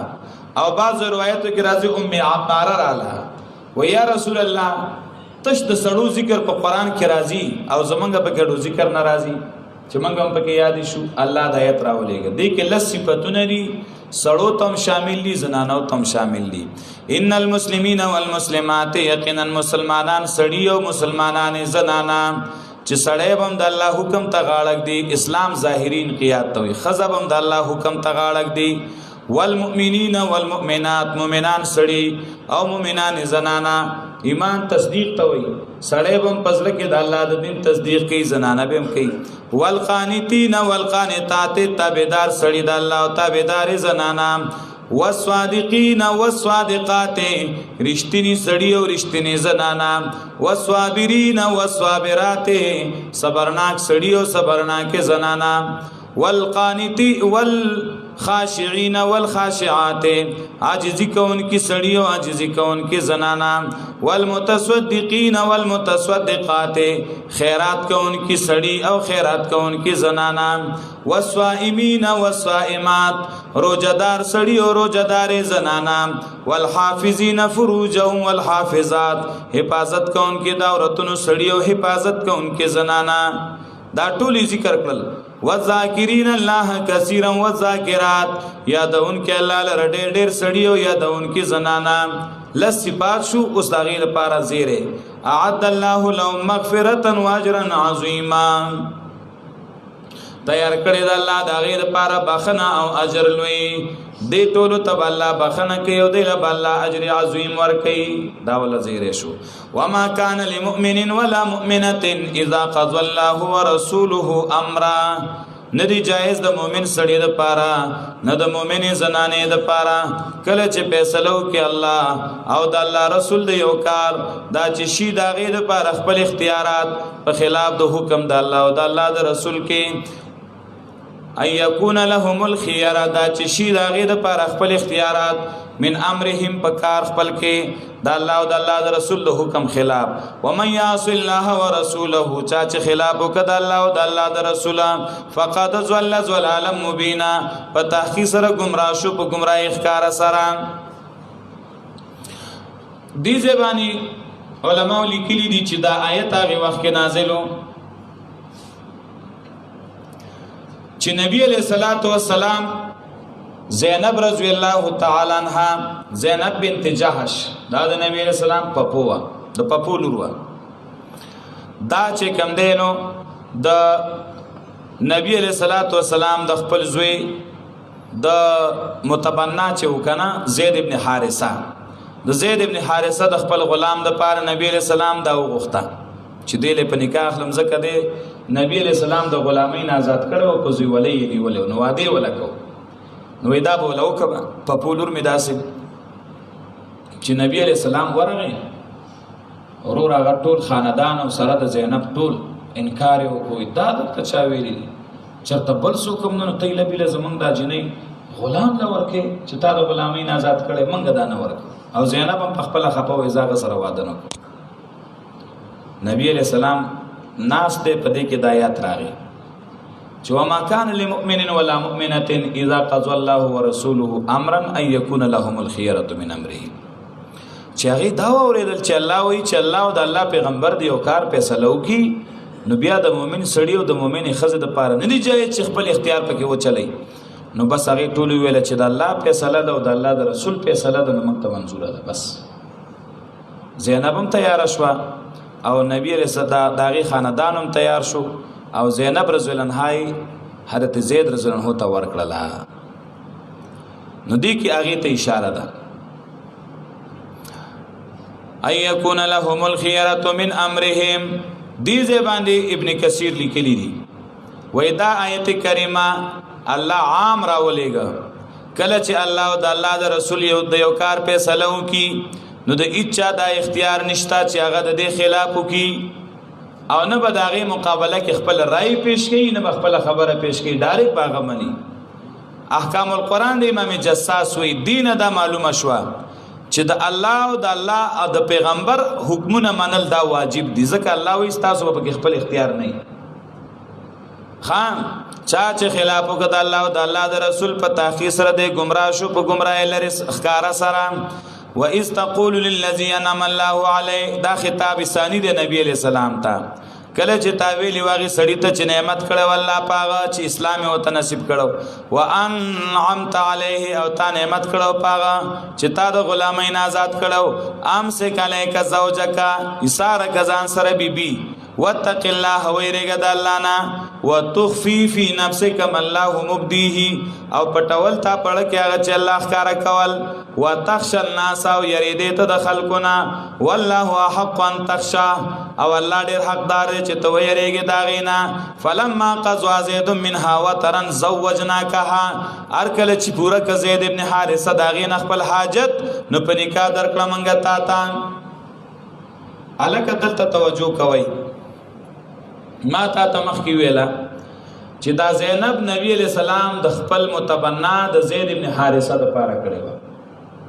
او زید ابن حارثه څوک دی د دل پس منظر واوري. زید ابن حارثه چې دی دا د تهدا چې دینو د حارثه زوی دی دا د نبی علیہ السلام غلام او نبی علیہ السلام د غلامین آزاد کړو. دا اصل کې د نبی علیہ الصلوۃ والسلام د بیبي حضرت خدیجه الکبرى رضی الله عنها غلام اغه نبی علیہ السلام توبه خو داستا شو او حضرت خدیجه الکبرى لا غلام د اغه تر دې کنا یما د اغه وراره د حکیم ابن حزام بن خویلد دی وراره چې دنه د خپل پپو ته باخلو خان دا د اغي غلام اصل کې اغي حضرت خدیجه توبه او دا حکیم ابن حزام د اغسته او د تهامی په بازار کې دا اصل کې زید ابن حارثه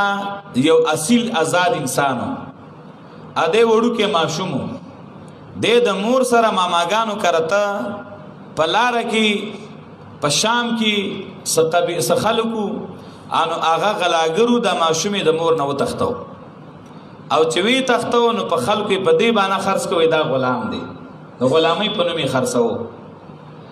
نو دی وړو کې دا سو پیری خرڅو اخر کې دا حکیم ابن حزام ابن خویلد واغسته نو هغه خپل پپو خدیجه الکبرى رضی الله عنها توبه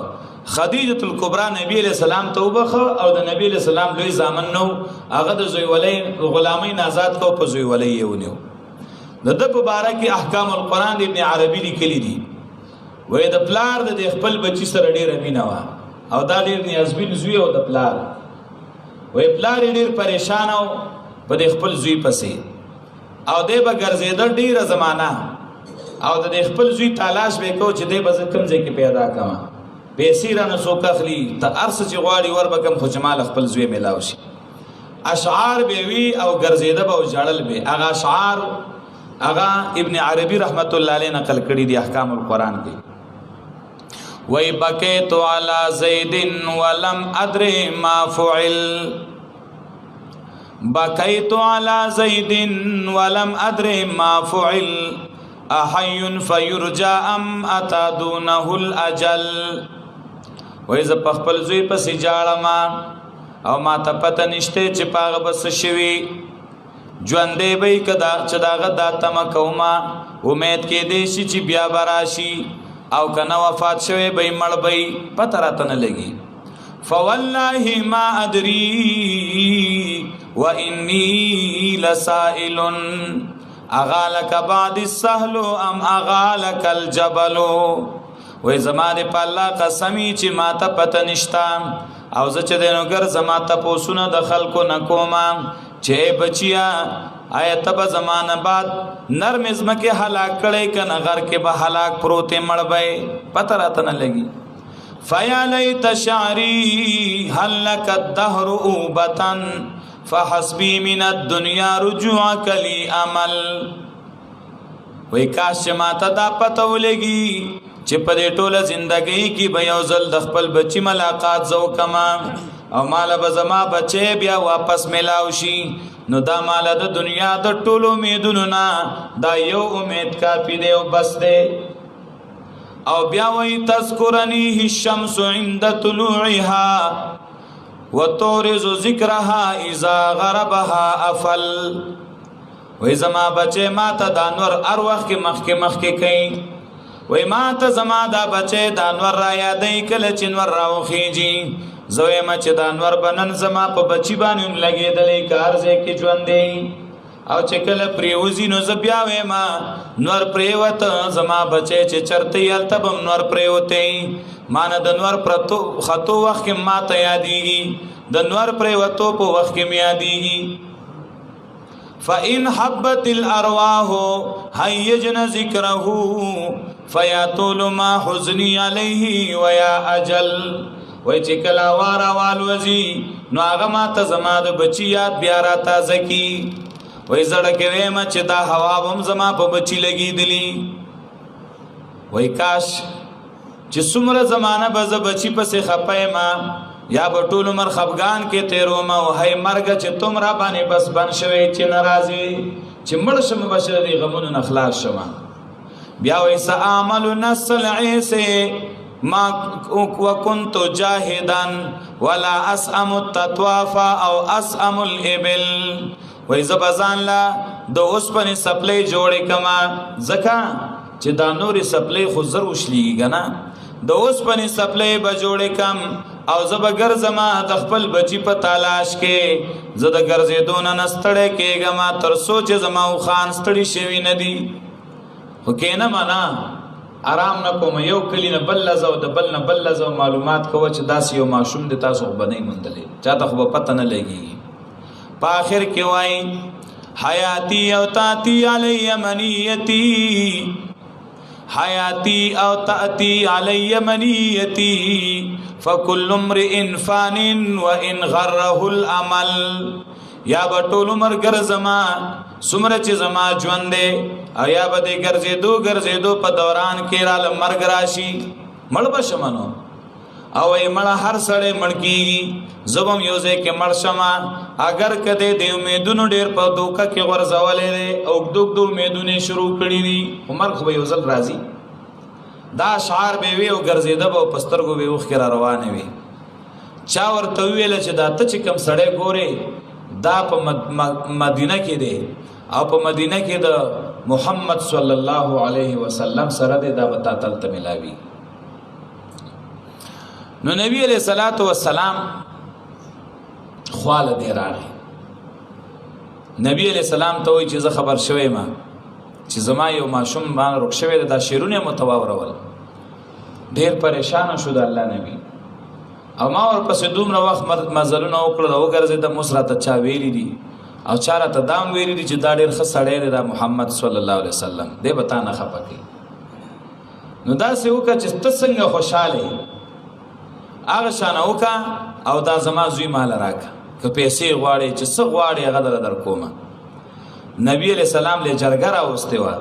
نبی علیہ السلام جرګې په مخ کې ورته وویله وایي زه نه 1 روپۍ هم نه اخلمه زه در سره دقه شانه خوشو کوم لله فی الله خو یو شرط به شرط بدای که چرته هغه در سره په خپل خوخه باندې زی نو زه به ورته نه یم چې پاتې شه او که در سره نه زی نو ته به نه مجبوره کې چې په زورې بوزي او نور پیسې د نه زه نه علمه صحیح ده هغه دومره خوشحاله شوی دومره د انصاف خبره او دومره ښایسته خبره خو موږ نه ده اورېدلې د دې نه وخه خبره بله چرته چې نه ځي نو موږ یې نه بوزو بس او چې ځي نو ته بیا رانه انګسارې د پلار یې دا خیال و چې یاره بس څنګه چې ورپسې زما زړه وران دی او زه جاړم او دا مې ارمان دی چې کله به زما زوی ماته ملاویږي داسې به د هغه هم خفګانې و هغه به م چې کله به زه پلار او مور ته ملاویږم هغه هم خفئ خو دا خو هغه سړی خفئ چې د مور او پلار په شان مینه ورسره بل ځای کې ونه شي نو هغه د مور او پلار د مینې ارمان وکړي نو نبی علیہ السلام خو د مور او پلار نه سوا مینه ور باندې نو هغه دا ډېره ښایسته خبره تا وکړه نو نبی علیہ السلام زید ابن حارثه راوغوښته او هغه د پلار سره ملاو کو د ترېمو سره هغه سره ملاو شو نور خلکو سره ملاو شو نبی علیہ السلام ته وی زید دا پیژنې ویاو وی دا څوک دی وی دا یو می پلار دی او دا یو می تر دی او دا نور خو مشران دي د علاقې نو یې ښه زید دی راغلی دی او دی تا پسې ګرځي او تا بوزي ما ته ډېرې پیشکشونه وکړل خو ما ورته ویل چې 1 روپۍ هم درنه نه هلم خو که زید در سره پخپل ځي نو زه ایسارو منه او که نه ځي نو تاسو به په زوره نه بوځئ ستا څنګه خوښه ده زید رضی الله عنه یو وړوکی تیلی راوچت که وی یا رسول الله دی خو به ما کور ته بوزي او تا نه به مې جدا کوي دا خو ډیره لري خبره ده د دې تیلی عمر هم زستانه نشم جدا کېدی زه به تا سره یم هغې ورته ډېر مینتونه وکړل هغه ته کار سم دی خو زه ته نبي علیہ السلام نه جدا کېږم نه نبی علیہ السلام په شان شخصیت به ماته کم ځای کې ملاویږي هغې ورپسې ډېرې ردې بدې ورته وویله کنځلې ورته وکړې چې دا موږ در سره څه کوو دا تا څه وکړل هغه وی کار سم دی خو ما ته داسې انسان ملاو شوی دی چې دنیا کې داسې انسان بل نشته نبی علیہ السلام سره پاتې شو د خپل پلار او تره سره لا نړه نو نبی علیہ السلام د غلامۍ نه آزاد که او په زویولۍ باندې ونیو چې پلار او مور ما دپاره پرېږدې نو بس ته زما زوی شوې او نو په زویولۍ یې ونیو او بیا وله زینب رضی الله عنها واغسته نو چې زینب یې وله واغسته په نکاح باندې مخکې د عید کې واقعه تېره شوه نو د دوی کور سمې ونه خوړه بس زید رضی الله تعالی عنه دې ته تیار شو چې زه د خپله ښځه طلاق کوم دې له طلاق ورکوم نو نبی علیہ السلام ورته وایي مې طلاقوه ولې نبی علیہ السلام سره پړه کې یو غم چې دا خو زما زوی دی خو په زویولۍ مې نیولی دی که نه خپل زوی خو مې نه دی نو چې دې ښځه طلاقه کړي نو ما ته به الله وایي چې دې ښځه سره نکاح ته وکړه تی واخله نو بیا به دا کافران خبرې کوي چې ګوره د زوی د ښځې سره نکاح وکړله او د الله په دې کې خپل یو راز داړه ولته الله تور کړه چې هغه وایي نه زه یې طلاقومه چې الله دا رسم مات کړي او ختم یې کړي چې دا ګوره متبنا دی د خپل زوی نه دی د متبنا ښځې سره نکاح جایز ده نو نبی علیہ السلام هغه ته وایي مې طلاقوه خو پړه کې ویله که اوس دی طلاقه کړي نو الله به ما ته وایي دې واخله او دا به خلک ما پسې خبرې کوي اخر دا ده چې هغه ښځې سره ژوند ښه نه طلاق یې ورکړل او چې طلاق یې ورکړل نو نبی علیہ السلام ته الله وایي دا اوس ته په نکاح واله نو زینب رضی الله عنها د دې نکاح الله پاک تړلی ده زوجناکها چې عدت یې تیر شو بس نبی علیہ السلام ته الله وایي محرم شوی دی او ورڅه شوي دي اصل کې نبی علیہ السلام باندې محرم لازمي نه او بس ته صرف خپله ښځه راوله نورو کیسو ته ضرورت نشته دا ستا بیبي ده ما دله نکاح تړلی بس زوجناکها موږ دله په نکاح درکړله هغه زینب چې خپله خوښې قربان کړه د الله او د الله د رسول په خوښه نو الله ډېر غیرتي دی څه وخت د غلام په نکاح کې وساتله او بیا د رسول الله په نکاح کې راوسته چې بیا به کله زنانه کېناستې او په خپل منځ کې به فخر کو چا وی زه داسې یم او چا وی زه داسې یم زینب رضی الله عنها به ورته ویل په ارام کښېنئ تاسو څومره چې یئ د نبي علیہ السلام بیبیانې ستاسو نکاحونه چا له پلارانو تړلي دي او چا له ترونو زامنو چا له رشتهدارانو تړلي دي چا له بل چا تړلي دي او زه د نبی علیہ السلام په بیبیانو کې هغه بیبي یم چې زما نکاح زما الله تړلی ده نو تاسو ما ته کله را رسېدی شئ د زینب رضی الله عنها ته دومره لوی مقام په دې باندې الله ورکړه زوجناکها الله وایي موږ تاله دا بیبي په نکاح باندې درکړله دلته بعضې خلک یو کیسه کوي د هغې رد کومه ښه بعضې تفاسیرو کې شته خو زه وایم په تفسیر باندې هر سړی پوهېدل دا ګپ نه دی یو مولا هغه به طالبانو ته سبق وی انو یو امی سړی و هغه به ویل چېرې دا خو ډېر خوند کوي چې دا مولا لګیا دی او سبقونه پړاوئ نو هغه ویل چې دا خو زما په شان 2 لاس او 2 خپې دی دې څه ما نه غوره دی خو لکه دا کمال ټول دی کتاب کې دی دا کتاب مخې ته انو دا ځکه چې دینو دی لګیاله دا خبرې کوي وای کدا کتاب ته زپټ کوم او زې مخې ته کېدم کنه نو زبم بیا دغه شان لکه دغه چالوي مو لګیا به ما نو دا غنه هغه کتاب پټ ک او شاړې لاړ هغه کتاب ته کې ناستو خوځيږي را خوځيږي په خلټه کې نه راوځي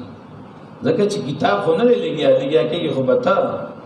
کتاب اړې او راړې او سړې چالو کېږي نه اخر هغه کتاب دې ګډ نه ونی لري ورځو وای دا دار چا سره خبرې نه کوي دا بعض خلکو سره خبرې کوي نو تفسیر او کتاب د ارچا سره خبرې نه کوي په دې سره نه پیږي ډیر خلک به تفسیر ته بګوري کتاب ته بګوري او په منګړوت کې زو باختي دلته تفاسیر کې یو خبره شتا او ډیر سر ساره ولا برابر کړي دي زید تدید پارویم چې رد په وکم دا غلطه ده وای نبی علیہ السلام د حضرت زید رضی الله عنه کور ته لاړ او چې نبی علیہ السلام دغه کور ته لاړ نو زینب رضی الله عنها ولیدا دا خو بیبي و د زید رضی الله عنه او دا د نبی علیہ السلام د پپول ورو نو چې هغه ولیدا نو هغه ډیره خسته او ډیره مزیدار و نو پاغي باندې وې د الله نبی مین شو استغفر الله ادا غره مولیانو نه ما په تقریرونو کې اوریدلې دي خطو به بو باسي وې نبی علیہ السلام په مین شو چې مین شو انو د زواره په خلی باندې دا ته راغی چې سبحان الله یا مقلب القلوب پاکی د الله لره د زړونو اړهون کې ذاته نو یې زید په پوي شو چې د نبی علیہ السلام زړه ته د بیبي پرې وتا نو صحابه خو ارس باندې د الله په نبی باندې خپل ځان قربانو نو هغه ویل چې دا بیبي څنګه وساتم چې د الله د نبی له پرې وته د نو زماړه په اله خوشحالي چې نبی علیہ السلام دې سره ژوند تیر کړي هغه له ورکما نو نبی علیہ السلام ورته وی چې می طلاق او پړه کې وی ک طلاق کې نو خوي لکه وی دا وی وتخشى وتخفي في نفسك ما الله مبدي پړه کې دا پټول چې ک طلاق کې نو خوي چې زیواله مخ په خپل به تاسو ویل چې می طلاق و نو زید ویل نه طلاق و مې نو چې کله طلاق کړو موږ وی تعالی په نکاح درکړه دا مکمل دروغ دي خان په دې باندې تفسیر معارف القرآن د مفتی محمد شفیع رحمت الله علیه رد کړي او هغه د عبارت واورا اغلی کی معافی نفس کا کی تفسیر میں حب زینب معافی نفس کا کی تفسیر حب زینب سے منقول ہے اس کے متعلق ابن کثیر نے فرمایا کہ ہم نے ان روایات کو ذکر کرنا اس لیے پسند نہیں کیا کہ ان میں کوئی روایت صحیح نہیں ویدلته چې دا د عشق کما خبره ده وای دا ابن کثیر وای چې ما ځکه نه ذکر کړی چې یو هم پکې صحیح روایت نشته د تفسیر ابن کثیر د عربی هغه ټکی واوره وای ذکر ها هنا ابن جرير و ابن ابي حاتم آثارا عن بعض السلف احببنا ان نضرب عنها صفحا لعدم صحتها فلا نوردها ویدلته ابن جرير او ابن ابي حاتم خبر راوړي دي منګه دا خو غنل چې داغې نه مخ واړو ځکه چې دا خبرې صحیح نه دی وي غلطی دي دارنګي امام آلوسی پر روح المانی کې لیکلي وللقصاص فی هذا القصه کلام دلته د قصو والا خلق کلام دی وی قبول مناسب نه دي چې هغه قبول کړي شي ایجل فیه ذل قبول تفسیر ماجدی پر رد کړي تفسیر عثماني پر رد کړي دی قرطبی لیکلي دی وی چې څوک وی چې نبی علیہ السلام په زینب باندې مین شوو وی فهذا انما صدر عن جاهل دا خبره په هغه سره کې چې هغه جاهلی د انبیاء په مقام باندې خبر نه عن جاهل بعصمه الانبیاء او مستخف بحرمته نو دا ټول علما په دې رد کړي دي اصل قصه دغه وا چې ما درته وکړه چې نبی علیہ السلام پړه کې دا خبره وا کده طلاق کې نو ما ته الله وی چې ته وکا او چې زه وکم نو جایز ده خود خلق سره بس کې چې دا خلق د پسې خبرې کوي نو په دې وجه د الله نبی پریشان او بعضی کار به جایزي خدا خلق بری قسم کافر کی غوړي چې هغه پر معاشره کې بنئ کنه نو دا خود خلق معاشره کې نو د الله نبی له دې خبرې دی پیغورونو بیا تکلیف برسو کله چې وی تاغي سړی ته چې نعمت کړو الله پاغي باندې چې الله ول اسلام نصیب کړو او انعمت علیه او تا نعمت کړو انعام کړو پاغي باندې چې تا و د غلامین آزاد کړو امسک علیک زوجک اشاره کزان سره خپل بیبي و یریګه د الله نه پټول تا پزله کې هغه چې الله ښکارا کول او یری دې ته د خلقونه الله ډیر لایق دی چې تو یریږي دا غینا هر کله چې پوره ک زید رضی الله تعالی عنہ دا غینا خپل حاجت لرا نو پنیکا باندې درکړه منګه تا تا دې د پاره چې نشي په مؤمنانو باندې ستنګسیا په بار د متبناګانو دا غي کې کله چې پوره کی دا غینا خپل حاجت لرا او د حکم د الله تعالی مفعولا پوره کیدونکې ما کان علی النبی من حرج نشته په نبی صلی الله علیه وسلم باندې ستنګسیا فيما فرض الله له باغ کې چې مقرر کړی دی الله غد پاره ډیر نکاونا سنت الله فی الذین خلو من قبل نبی الله ډیری بی بیان جایز کړی دی زکا دا د الله قانون دی چې هر نبی الله ډیری بی بیان جایز کړی دی مخکنو پیغمبرانو کې دا قانونو قرطبی لیکلی دی وای د داوود علی السلام سلبی بیان وی او 320 وینو سونه شوي سلور سوا او وای د حضرت سلیمان علی السلام 380 خزوی او 220 وی خان نو دا مخکنو پیغمبرانو الله ډیری بی بیان جایز کړی وی وکان امر الله قدرا مقدور او د حکم د الله اندازان دا ذکر شوی الذين دا پیغمبرانو کسان دي چې رسي احکامات د الله پیغامات د الله ويخشونه او يريږي د الله نه ولا يخشون احد الا الله او نه يريږي د یو تن نه ما سوا د الله نه وكفى بالله حسيبا کافی دی الله تعالی حساب کوونکې ما کان محمد ابا احد من رجالکم پدې کې سوالونه او داغي جوابونه یره چیجی دی نبی د خپل زوی د لور سره نکاح وکړه خځه سره نکاح وکړه داغي جواب ولی دروغ وای نه د محمد صلی الله علیه وسلم پلار د یو تن د سړو تاسو نه د ځامن کوم دی غټ چې ته دا د خپل زوی د خځه سره نکاح وکړه دا خو د پردي زوی تیزوی ویلو ولکن رسول الله لیکن د الله رسولو دا جواب د دویم سوال لې یره جی خیر دینو کدا کار جایز مو خود باندې کو نو جواب دی رسم او نبی دا الله رسم ماته او رسول له رسول به رسمونه نه ماتي نو دریم سوال بیا چې بل رسول به مات کړو کنه نو داغي جواب وا خاتم النبیین د اخیری د ټولو پیغمبرانو نه د نرستو بل نبی دنیا ته ناراضي دا عقیده د څنګه چې الله نبی ته رسول الله وي د قشان به خاتم النبیین وي د ټولو پیغمبرانو نه اخیرنه دی او د دینه بعد بل نبی نشتا وکان الله بكل شیء علیما د لا پارشی باندې پوا واخر دعوانا الحمد لله رب العالمین